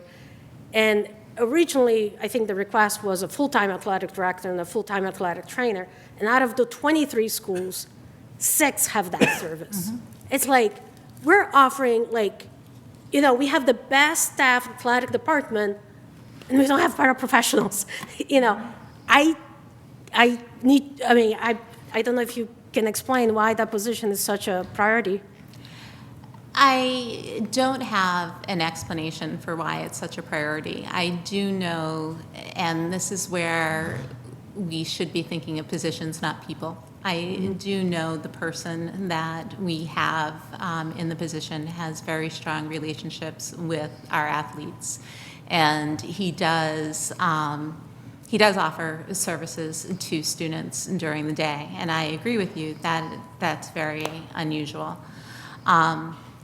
I think thinking about the Lunenburg community, one of the priorities that I continue to hear, and I'm not saying it's right or wrong, and we didn't have anybody really at our budget hearing last night, was hearing about the importance of athletics to our student body and maintaining the safety of our student athletes. I've heard more commentary about that than I have about our 3rd grade reading scores. So it's just we wouldn't be reducing the service. Like, there are many options that are much more reasonably priced that we don't have to be paying $65,000 plus, health insurance. This is $100,000, and it's like we're offering 30, in terms of service for the athletic trainer, top 30%. We are not performing top 30% on that many other of the school district. So So as a former high school coach up until last year, gymnastics and cheer, which are one of the top two, and soccer, concussion sports, when the concussion protocol changed, I think 2018 or 19, the athletic trainers are responsible for issuing that concussion test to all athletes across the board. It takes forever, and then they assess like at what level a student needs medical services based on that baseline concussion. So I think a lot of schools were going to athletic trainers for this, and it was preventing kids from long-term brain injuries from football, soccer, cheer, gymnastics. There are also sports that require the presence of an athletic trainer. Football, ice hockey. And lacrosse. So I'm not saying that we're not doing, it's just the solution that Lunenburg's choosing is top tier service level. I'm not disagreeing with the need. I'm just saying we're choosing the most expensive way to deliver the service when there are other options. And I can't wrap my head around. What would the other options be? Well, it's on the spreadsheet that I shared with everybody, but contract through Emerson Hospital, which is what Littleton does. That seemed like a really good idea. They have there's 23 responses that people are welcome to read it. I just can't wrap my head around that. One of the things that we have talked about at school board, and I think that Dr. Fortuna has sort of shepherded this conversation, is combining the athletic director and the athletic trainer position into one FTE. Right. And, I agree with that. I have a really hard time. I'm not speaking for anybody else. I will cordially invite you to serve as my bullet blocker when we have this meeting and all the sports parents come. But I have the same concerns. But at this point, to be candid, I don't think we have the votes. Did you say combine athletic director and trainer? Yes. Those seem dissimilar. So the athletic director and athletic trainer have some overlap in that oftentimes one will be required to attend a sporting event, and if they're the same person, then we won't have to hire out like a medical person and have the athletic director there. So that would be the sort of easy way to put them together. But, they obviously have different jobs. It's just we would try to figure out a way to make the overlap as large as possible. Wouldn't you have to hire a trainer that is then an athletic director? Yes. Right. Yeah. Which I think is easier because the athletic trainer has a medical skill set. Yes. Whereas an athletic director has more of an administrative skill set. Yes. So if you can find somebody you have to find somebody that has the medical skill set. And if you could do one that can do the administrative side, that would be an ideal situation. Yeah. And if they're offering like physical therapy, why don't charge for it? Right. Like bill for it. Yeah. I mean, hit insurance, make it a profit center. What are they offering for physical therapy? Well, so I mean, just stay on the high level, because again, level service for that is up here, top 30%. Where else in the schools are we performing at top 30 in the state? I don't know. I also brought up the social worker. Yes, there's an answer for that. Yeah, and I saw your answer. It is, and I do know that and I actually noticed that Chris changed the account from the previous budget to this budget to be overlap with guidance counselor. But we still have guidance counselor. We do not. We cut guidance counselors. We have them at the high school, but we don't have them at Turkey Hill in the primary school. Guidance counselor. Okay. This is, when Tony went to the budget thing in Groton, Yes. Tony had a question to Cronin, which was, we, the schools, have to pay for medical procedures because by law, the insurance companies don't have to. This is an area of service that the insurance will actually pay, and we're not finding a way to use it. I disagree with you on a couple of nuances of that. One, if it's on a student's IEP, we're required to provide it under free and appropriate public education. Two, I believe that the level of social emotional needs and wraparound services that our families need, we are not overly staffed in the social work lines, and all of our schools have seen students hospitalized for mental health needs this year. And when you combine that with the importance of being able to build lasting relationships and rapport with students and being part of a community, I think we need to keep our social workers in-house. So, you talked about level service, yes, the level service. I would like to see, because this is something that I looked, and I'll look at it again in other similar school districts, and this is something that Mandy, a school committee member, said that Air Shirley doesn't offer. So maybe we're not switching the social workers, all of them at once in the first year, but maybe we can try to develop a protocol to see if we can integrate, because this is something that if they're providing in, like I sent you the link from Seven Hills Foundation, oftentimes, the majority of times, their services are covered by insurance. So that's my opinion. It's a lot of money, but what I have, my overall take from your budget is that I worry that we're not doing enough to show the public that we're doing the hard work, willing to make the hard choices, and then we're going to come back to them and ask for a big chunk of money.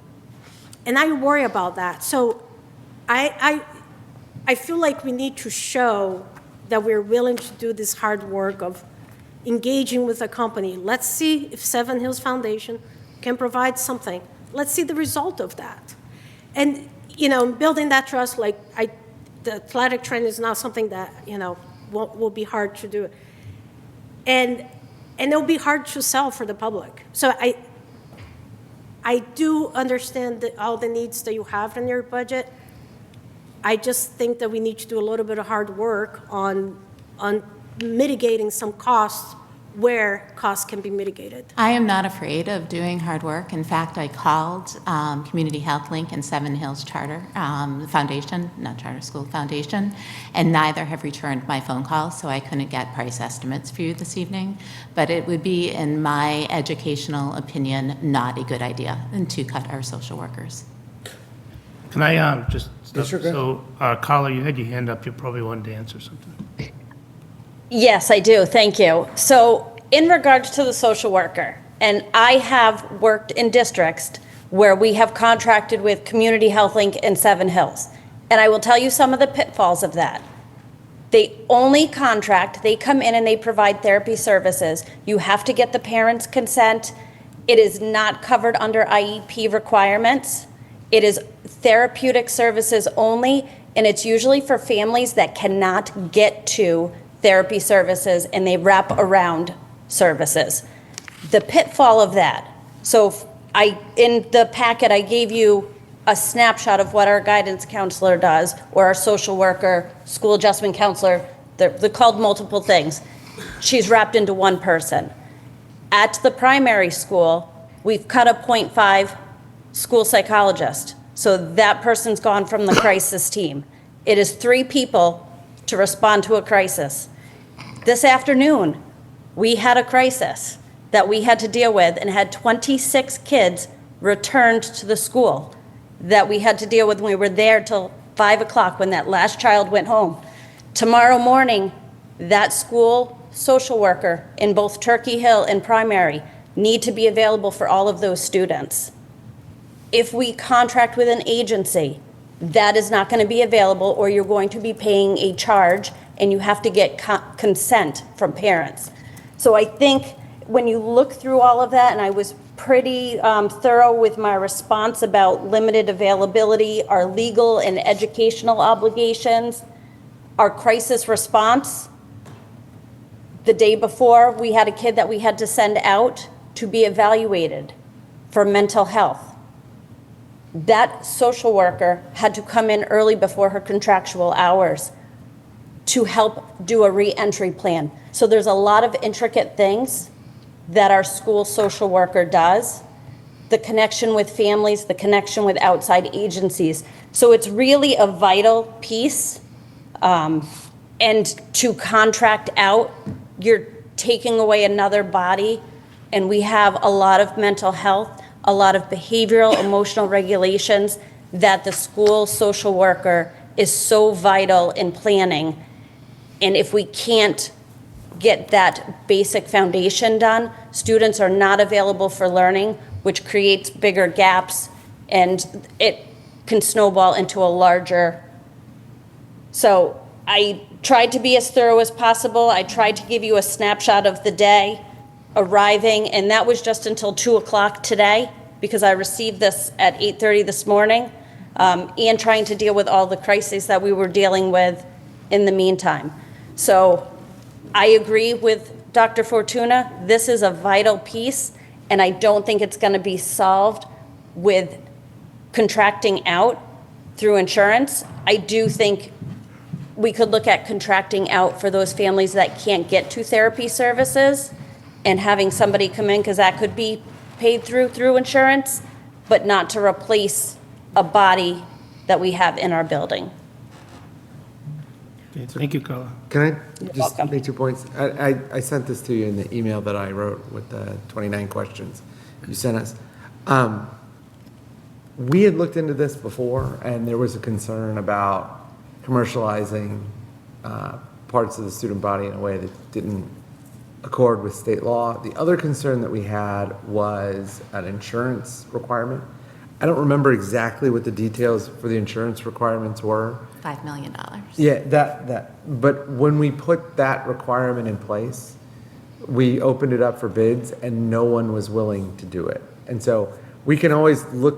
When was that, Tony? I think it was 2020. It was when Dr. Burnham was here, but not the last year she was here. I think on that meeting that was the Friday afternoon meeting, I think Juliana said it was 2017 or 18. No, I was on school committee when we did this, so it wasn't then. I don't know when it was, but anyway. The other thing I will say, and I know this is probably going to come across as a little rude, but this is beyond the scope of finance committee. Like, you can look at the money, but to question the professionals and the experts and their judgments about what is needed, that's not what we do. I fully disagree with you because I'm talking. You can disagree, numbers. but that's not what the town charter says. Let's look at the town charter. Anna, let's look at the town charter. Stop. All right. Tony, this is about money. This is about how we're servicing our students, and I'm looking at budget lines. Okay, I'm going to read the town charter. It's an appropriate question. I agree too. I don't want to get into an argument with professionals in the committee. I think if there's follow-up that is required on this, I think we can have that. But I do think we've gotten the answers, whether we like them or not. And we can make recommendations one way. Sure, that's fine. Was there anything else, Hannah? No, I'm trying to, my biggest concern is to, is by asking too much, we're not, it's going to be a much harder sell than to the voters, and I think this is a really big ask, and I think I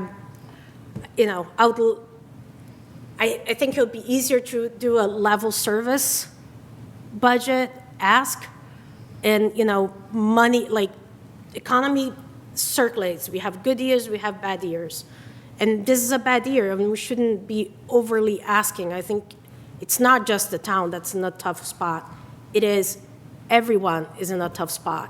Yeah. So if we ask more than the level service, I think there is a really good chance that we are not going to get even the level service. And another question of procedure is, we need to go with a a level funded budget, and we only have this budget, are you guys planning to come back with? So I can answer that one. So the approach that will be taken for schools is that for the, not level service budget, but for the budget that is within the, within the constraints of Prop 2.5 and other revenue sources, schools in the town are going to get a proportion. The schools is one line. Yeah. So in the end, they already know their answer. And then what Jen will have to do on her side of the budget is allocate that down into the rest of the lines. But that is the balanced, that was the word I was looking for. The balanced budget will be the number that is allocated to the schools. And if the balanced budget passes, which I'm sure it will, and the Prop 2.5 doesn't, then they have a hard problem within the schools to figure out how to get from the ask down to the balanced budget. Yeah. Well, So procedurally, that's how it will play out. Okay, so what Does you're... that make sense? So can I confirm what you're saying? Because I think what you're saying is we're going to go for a town proposition. Let me say one more thing. Okay, We're going to have a tri-board meeting. right. What did I say, the 11th? We're going to discuss that amongst the three boards, whether it's one town override, a multi-year override, something with excess levy capacity. We're going to have those discussions. We're also going to have discussions maybe around the edges of what should we go in with? Should we try to pare down schools? Should we take a less conservative approach? We're going to have those discussions. In the end, it really comes down to the select board is going to be the ones that decide what goes on the warrant and on the ballot, okay? But just procedurally, that's the other part of that discussion. So the tri-board on the 11th. Right, but the danger is not putting in this budget, thinking we might be getting it somewhere else, and then not getting it there, and then you're at a loss. Okay. No, So I think- we'll have, as I said last night, we'll have the shoot your favorite puppies budget later. I mean, that's what it is, I right? know. Like if we don't have an override, the consequences to the Lunenburg public school system will be disastrous. And it will mean catastrophic changes that will impact student achievement. And so it will not be like, do we get yellow markers this year, right? Like the supply lines add up to 0.6% of our entire budget. We are not going to be able to wring out that money. If we want to have a functional school district, the override is absolutely necessary. It's what it looks like and what the shape of the override is. That's something that I think we can talk about. But from where I sit as the chair of school committee, and not doing an override is a deal with death. Like a school override? No, an override for the town. I do not believe that we should be doing a parceled out or departmental wide override for a whole host of reasons. It is clear to me, having sat through the tri-board, that we all need to pitch in and work together to make the town what we want it to be. We are not going to be saved by the state. They have enough problems as it is. We are not going to be saved by the federal government. It is not a functional government right now. We are not going to have an economic upturn in the next 3 years. It is not going to get better. It is going to get worse. We need to save ourselves. And the way that we do that is we pass an override. That's it. I don't think that there's any way that this works. And like, we will have a shoot your favorite puppies budget probably sometime towards the end of March, but no one will like what that looks like. It will be devastating. It will be devastating for our children. It will be devastating for our property values. It will be devastating for the town. And that's just where we are. Okay, and I do think it is the right thing for the finance committee to do. It's the right thing for the public to do, to weigh in now. Yes. As to where we think there might be places to cut. Yeah. Even if that turns out not to be the case, because we've had the discussion. So that's why, on that last exchange, I think that was an appropriate exchange. Maybe it was time to just revisit it in the future or accept the answer. But in the end, you're going to put forward your request through the 2.5, and the select board is going to put it on the warrant in one way or another, so. Yeah, and then, like, you know, the things that have been brought up at Tri-Board, we've looked at and considered all of them. Like, you know, you had mentioned before outsourcing custodial staff. I think that we were supposed to have a presentation last night, but we ran way long. We talked about, like, you know, like, you and I kind of like, but I really do value everything that you say. And I think about what you ask.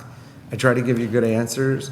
I you know, like, it may be that, like, because of the position I'm in and the position you're in, we have to disagree in public more than we disagree philosophically. And so, like, we're trying. And I think that, like, it is clear to me that this team is working exceptionally hard to get the best budget for a town, understanding the analogy that I always use, which is like, every tax dollar we take from somebody could be a tax dollar that means that they have to figure out how they pay for their medication, right? We get that, and we're trying to make a budget that lives within our means, but at the same time carries out our fiduciary duty to the students. You know, Carol told me this when I first applied, and it is still true today. They are the only citizens other than felons that cannot vote, and they bear the consequences of our decisions, good and bad. And so we need to do well by them. So you're proposing an override in general? In general. Yes, so school committee is proposing. Well, the school committee is recommending one. Recommending. No, we can't. Okay. Yeah, we would recommend. So I do want to, I just want to be clear. Just want to be clear. is it about the budget? It's about the budget. Okay, go ahead. So you guys are not going to present a level service budget as an option for the override? We have presented a level service budget. We are not intending, I do believe that it's the will of the committee to not present a level service budget because we in fact need more. And I just want to, when you say level service, you meaning level service or you mean balanced? I mean level service, like with no addition of people. Meaning it is what's today and it would still need an override? Yes, budget. it would. Okay. Right. It would, a level services budget, and correct me if I'm wrong, would still need an override. No, I Okay. understand Yeah, that. yeah, okay. I just And- want to make sure we're clear. Yeah, and the other thing that I would be curious about is year two with all these new positions. You know, what does year two looks like? Like, you know, we are with let's just round it to be easier, with a $25 million budget. I know it's more, just for easy numbers. You know, you get 2.5%. That's around $800,000, $750. You know, like, we gotta learn to look. Like, are we adding now another 10 positions? I don't know how many. I apologize. I didn't count. But $937,000 that now comes next year based on our contractual obligations, we're going to also not have enough money to pay just for the continued business because the increases are going to be more than, you know, that $900,000. I mean, I think that's the question for the tri-board committee, right? Like, I think what it's is? a question you should have ready. Oh, no, yeah. And I don't think it's really 2.5, you know, because we put new growth and other things on, it usually is more around 3.3, 3.4 or something. But you should be ready to answer the question that will come is, we pass this override this year. Yeah. Are we looking for an override next year? And we, you know, like, we learned our lesson from the previous override. Like, there was a debate about what we would ask for, and we ultimately picked the middle option. And, you know, like, I voted for it, but I think I was wrong. I think we should have done something that was more prospective, that looked at exactly what you're talking about. What does this look like next year? What does this look like a year from now? You may not have gotten it passed, though. That's true, right? So I don't want to play like Monday I morning know. quarterback. Yeah, it's just, especially because the Pats lost the Super Bowl. yeah. It's hard to say, like, you know, like, what's the best thing for people? It changes year to year, and it's always a compromise. Yeah. So what I would like to do, just because it is getting late, is I want to get back to, are there questions on the budget? And then I think the discussion we started here tonight, we're going to have on the 11th. Yeah, that's fine. Okay. And we can submit questions based on what we heard tonight and the Sure. answers that you gave and the, Yeah. okay. we have time this year. Mike, did you have any? Tanya, Jay? No. Jay, did you have any? What's the maintenance staff and custodial staff levels at? What were you asking? How many people we Maintenance have? staff and custodial staff? 12. We have 12 FTE. Is it fully staffed? We had a custodian resign. We've had 2 custodians resign recently that are not full. And what about maintenance staff? Maintenance staff is completely full. And how many is that? That is 3. 3? Mm-hmm. And how many on the custodial side? 9. 9? Wow, I'm impressed. That you know this, right off the top of your head. Anything else? Tom, did you have any questions? And just one last thing. You mentioned, I think, at a meeting that you were looking at a multi-year kind of a view of the schools. Let's say we did pass an override and you got this budget you just asked for today. What will you be asking for next year? We would be asking for a level service budget. So the same, 28 change, 28. Well, level service with the Plus- contractual. plus increase, yes. You would get everything you wanted this year, but you wouldn't be asking for anything more than level service for 28. That is what I'm saying, because I believe that is what is best for the town of Lunenburg. Okay.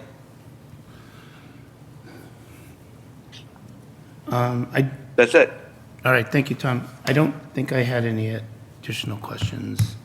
I do want to thank both of you for kind of grabbing this and coming up with what I think was a really good presentation and budget in very short time frame. So at least for me, thank you. And we're going to have difficult conversations over the next kind of month or two. And I know some people think, there's a lot of arguing and fighting and all that, but this is going to be a bit of an ugly process for those. I'm kind of speaking to the public and those that actually, for some reason, watch 4-hour still awake. finance committee meetings, and the staff, right? I mean, we all have our roles, and we have to ask the questions, and we have to get to the answers, and then make hard decisions. So, but I do, again, I want to thank you guys.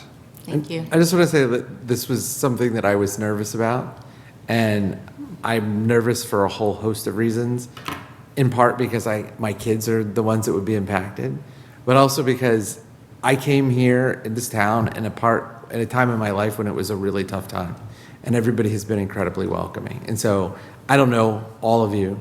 I know some of you better than others, but I view all of us as neighbors.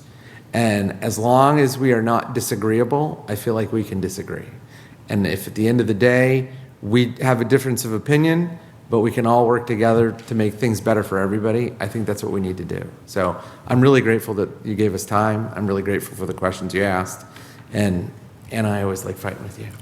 Say it again? I said, Anna, I always like fighting with you. I'm very impressed with the collaboration across all parties, the school committee, the school department, the finance committee, the tri-board. I think we're going in the right direction there. It feels different than last year, for sure. The school committee this year is different. And I think that one of the things that I would say is, and she's probably still watching, Laura's been incredibly helpful. She is the person that looks at things differently than I do. And oftentimes she will convince me just at the same time that I've convinced her. And I think that give and take and my ability to work with her has been really helpful. And I don't think we would be as prepared without her. Thanks, Laura. There She's on. Okay. All right, thank you. Thank Good you. night. All right, so we had, under old business, potential override discussions, which I think we've already had a little bit, discussions on prior department briefs and tri-board discussions prior and upcoming. Did anyone have anything they wanted to talk about related to that? I know it's getting late. I just had a quick question. I'm not sure if anybody has a number offhand, but like what our ratio for tax receipts? Like, what do we get from property tax right now, percentage-wise, within the town? Yeah. Property tax accounts for about 71% of the revenue. Right. Okay. I actually came up with a little spreadsheet coming out of the last meeting or the one before, which kind of broke down all the sources into one spreadsheet. I can post it, because to me, it was like, are there levers we can pull to be less conservative on the revenue side, thus making the budget balance from the revenue projection side of it? So that may be something else we need to discuss as a town. Yeah. Now, that means that it might not turn into free cash. It puts us in a more difficult position, but it's a lever that, might be able to be pulled. Yeah, I mean, Carrie in Concord, Carrie Spidell, she still keeps her free cash to a minimum. And it just allows us to be more strategic. Until you get 47 inches of snow in 3 days. Yeah, I don't even want to know what that budget. So the preliminary budget that Jen presented has those percentages in there, I think. Yeah, it did. Yep. Okay,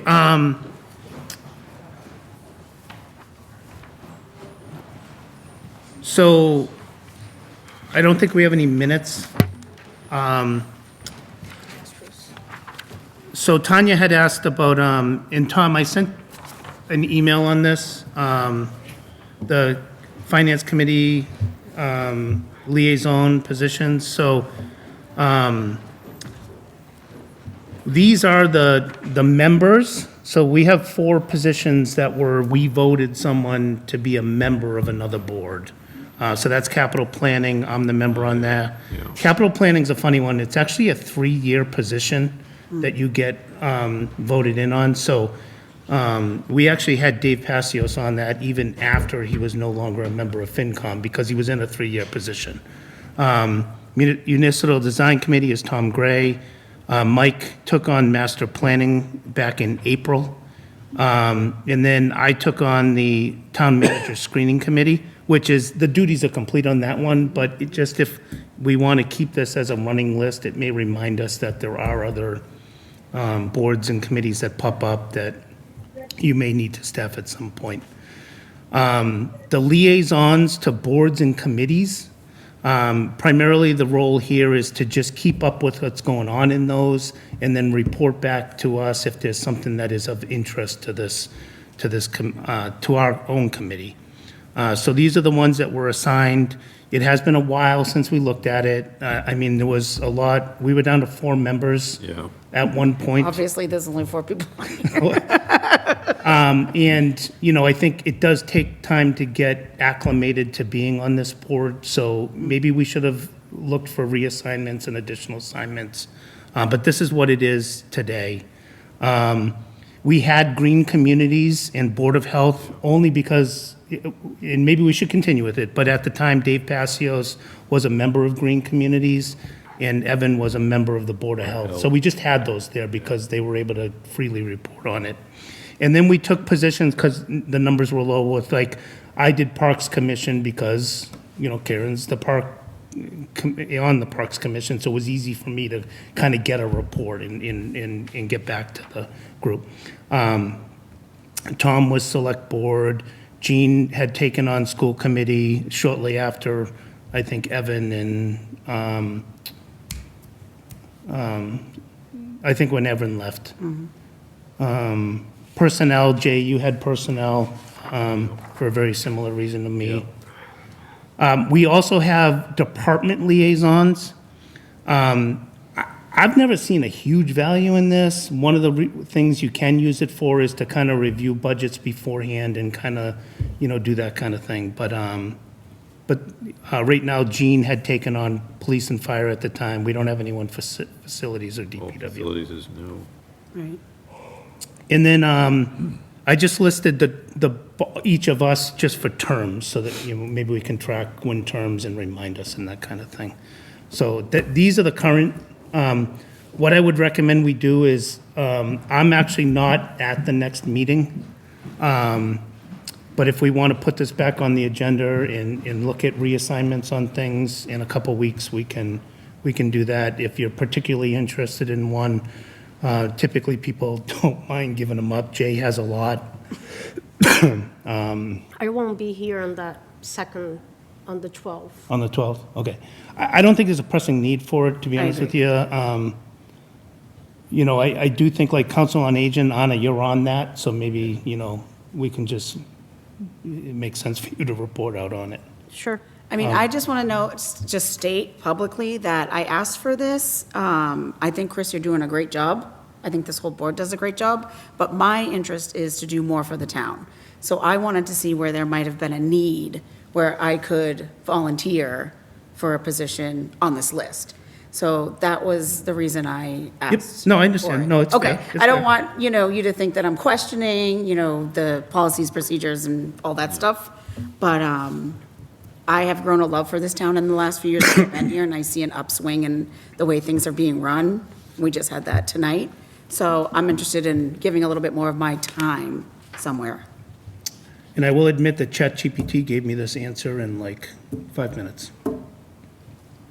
There you go. So there AI are is the way to go technological sometimes. advantages to. It gave you this? Yep. Oh, it did? With how, where What? did it pull the information from? I asked it to look through all the prior Finance Committee agendas Who did you and identify who the committee members and liaisons were and the dates that they were appointed. And it went through all the agendas, and then I asked it to put in a tabular format by board, commission, and department. Nice job. Love it. This is why we're all going to be unemployed in 3 years. So Robbie maybe the let's put robot. this on like a little bit later. It could be even after town meeting, or when we're all going to be here, then we can just kind of talk about where we want to be. Sure, yeah, I Yeah. mean, Jay, you want more? You No, want- I just wanted to make a comment, because I've been on the board for a while. But now, since 1980 or something, was Yeah, that? now with, since COVID, Zoom and YouTube, most capital, municipal design, master planning, select board, school committee, parks, council on aging, sewer commission, green communities, you can pretty much all find them on YouTube meetings to watch. And I watch a lot of them driving to and from work. I don't always retain everything, but I try and watch a lot of them. So the other ones like police, fire, facilities, DPW are not ones you're going to find on YouTube. So, Right. I mean, as members, I think it's people to be informed. If you can't attend the meeting when it's actually, in progress, is to watch it on YouTube and, It's a good suggestion. to stay informed. I think there's a lot of value to the boards and commissions videotaping and uploading or live streaming their meetings. Yeah. I think the library trustees does not do that. I think that's a mistake. And I almost think there should be a bylaw that every board and commission should do it. I don't think Board of Health does it either, so, And the Historical Commission. or, yeah, so, They don't record their meetings. Historical Commission? Oh, probably not. No, they No, don't. there's a lot of small ones that do not. and there's even techniques where you can go in and get transcripts of meetings, live, and it doesn't do it perfectly maybe, but then you can search on it and see if something's there too. So, to me, the one good thing coming out of the COVID, if you will, is the Right. the zooming and the taping and Yeah. PAC Yeah. doing all they do for the town as well. So I've never heard a committee report come from any of these, like us. Like when you say, do you have any committee reports? No. Okay. Is there like a checkbox or a process of things that we would want to see on the finance committee for folks to bring back? Like how are, like you two and Mike, you're on the board right now, and I think Anna, like what would you bring back? Like what's the criteria? Well, so like, I think last year I was reporting out on parks commissions as it related to their decisions on their override and their stuff like that, because it had budgetary implications. Those would be the things I think you might want to do. Like for green communities, if we had someone, a lot of times they'll say like, round of, grants is Lot of coming grant up, funding right? that's That is something 25. that is, pertinent to us. So would you bring something from like capital planning, maybe that list that they had, like is that, or is it, those three, those are different than the? Those ones are a little bit different because I'm actually a member of that. Okay. And Tom is a member of So the his. reporting ones are the ones that you just mentioned? Yes. But that's the idea, is if there is, pertinent information that this group would want, then, we can, that's what you would report out during that period. Okay. Okay, any actions or topics for future meetings? Okay, we have a full agenda next week. We kind of have some of what the smaller budget departments, I'll kind of say, with Council on Aging and Board of Health, I think. So that's next week. I'm not going to be at the meeting next week, so Jean will be chairing it. Fifth. And then if we can help her with, managing Zoom, presenting, and everything else, that's like the hardest part of running this meeting, to be honest with you. So just offer up to help with that. I'm happy to help her in any way. She can just tell me what to do and I will do it. Okay, and I can help you with the login into Zoom, maybe. I'll show you what that is. Okay, so with that, any public comment from the public? Any public comment from the committee? All right, sorry. John, I missed you. Missed your hand.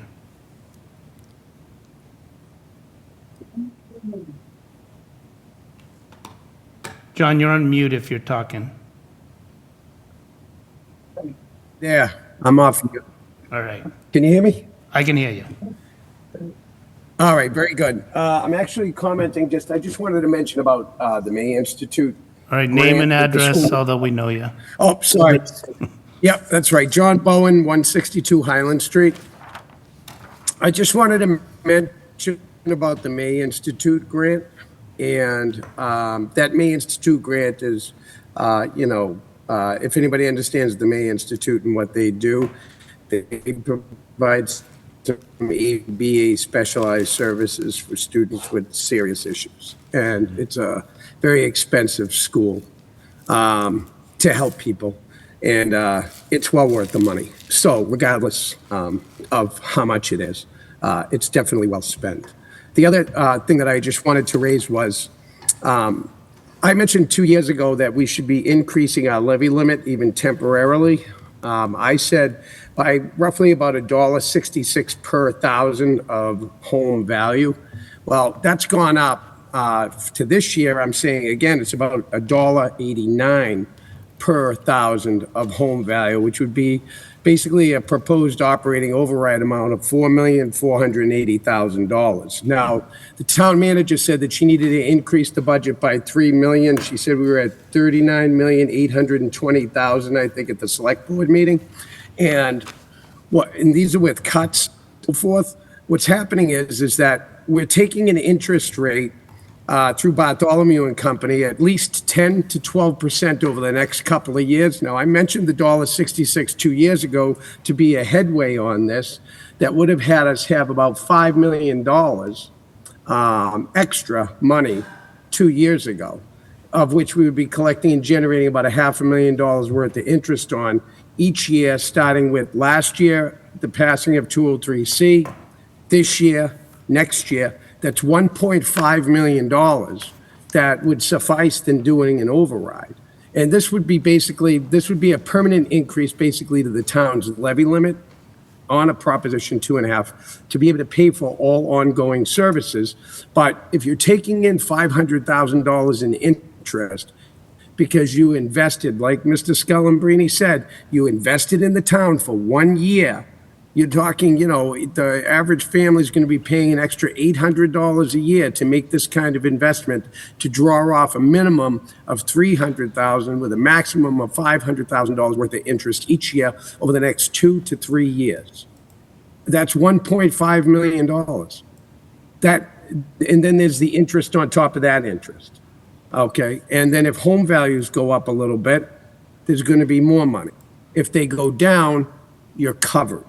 So regardless of which way things sway, the time to invest is now, to let the town's money work for itself. And I don't hear anybody talking about that. I hear everybody talking about cutting. Nobody talking about investing. And that's a major concern that I have. That's all. Thank you very much, everyone. John, before you go, is it possible for you to submit that through an email to us? Because you say all these numbers and it's 11 o'clock and I'm like, what? And it seems really like an interesting subject, but I'd rather read it. Yeah, no, that's okay. I'm just like rattling off because I have to get it in 3 minutes. Yeah, no. I mean, I get it, but I'd like to read it and I'd appreciate it, if we have it written out. I have a base. I have a rough guesstimate estimate of a Proposition 2.5 operating override brief that I put together that gives a proposed operating override of $4,480,000. And that's going to fund operating costs and everything else. And then, there's like I said, is that, if we're taking in $500,000 based on what we have held in trust under 203C, we're taking, we have all this money, $24 billion worth of property in this town. I mean, that's a lot of money. And, this is why you have to start. You don't have a choice right now. I don't care if you don't like Republican or Democrat. I don't care what you like or what your political fancy is. Right now is the time to invest, to advance. I mentioned it 2 years ago. I wasn't expecting a Democrat president. I was expecting a Republican president. That's why I made that statement. I have read I read the project thing that everybody in the Heritage Foundation is freaking out about, but I'm telling you that there's a process that's being put in place, an investment process in this country, and if we don't jump into the investment aspect of using our money to work for ourselves, we're going to screw ourselves. Because now is going to be the only opportunity you're going to have to be able to generate extra slush money for the general fund to cover no more overrides just by making a 1-year investment of $4 million or $5 million Okay, so overall send to cover that. All right, I think we got it, John. If you want to put it on paper and send it. All right, any other public comment? Thank you. Thank you. All right, I'd entertain a motion to adjourn. So moved.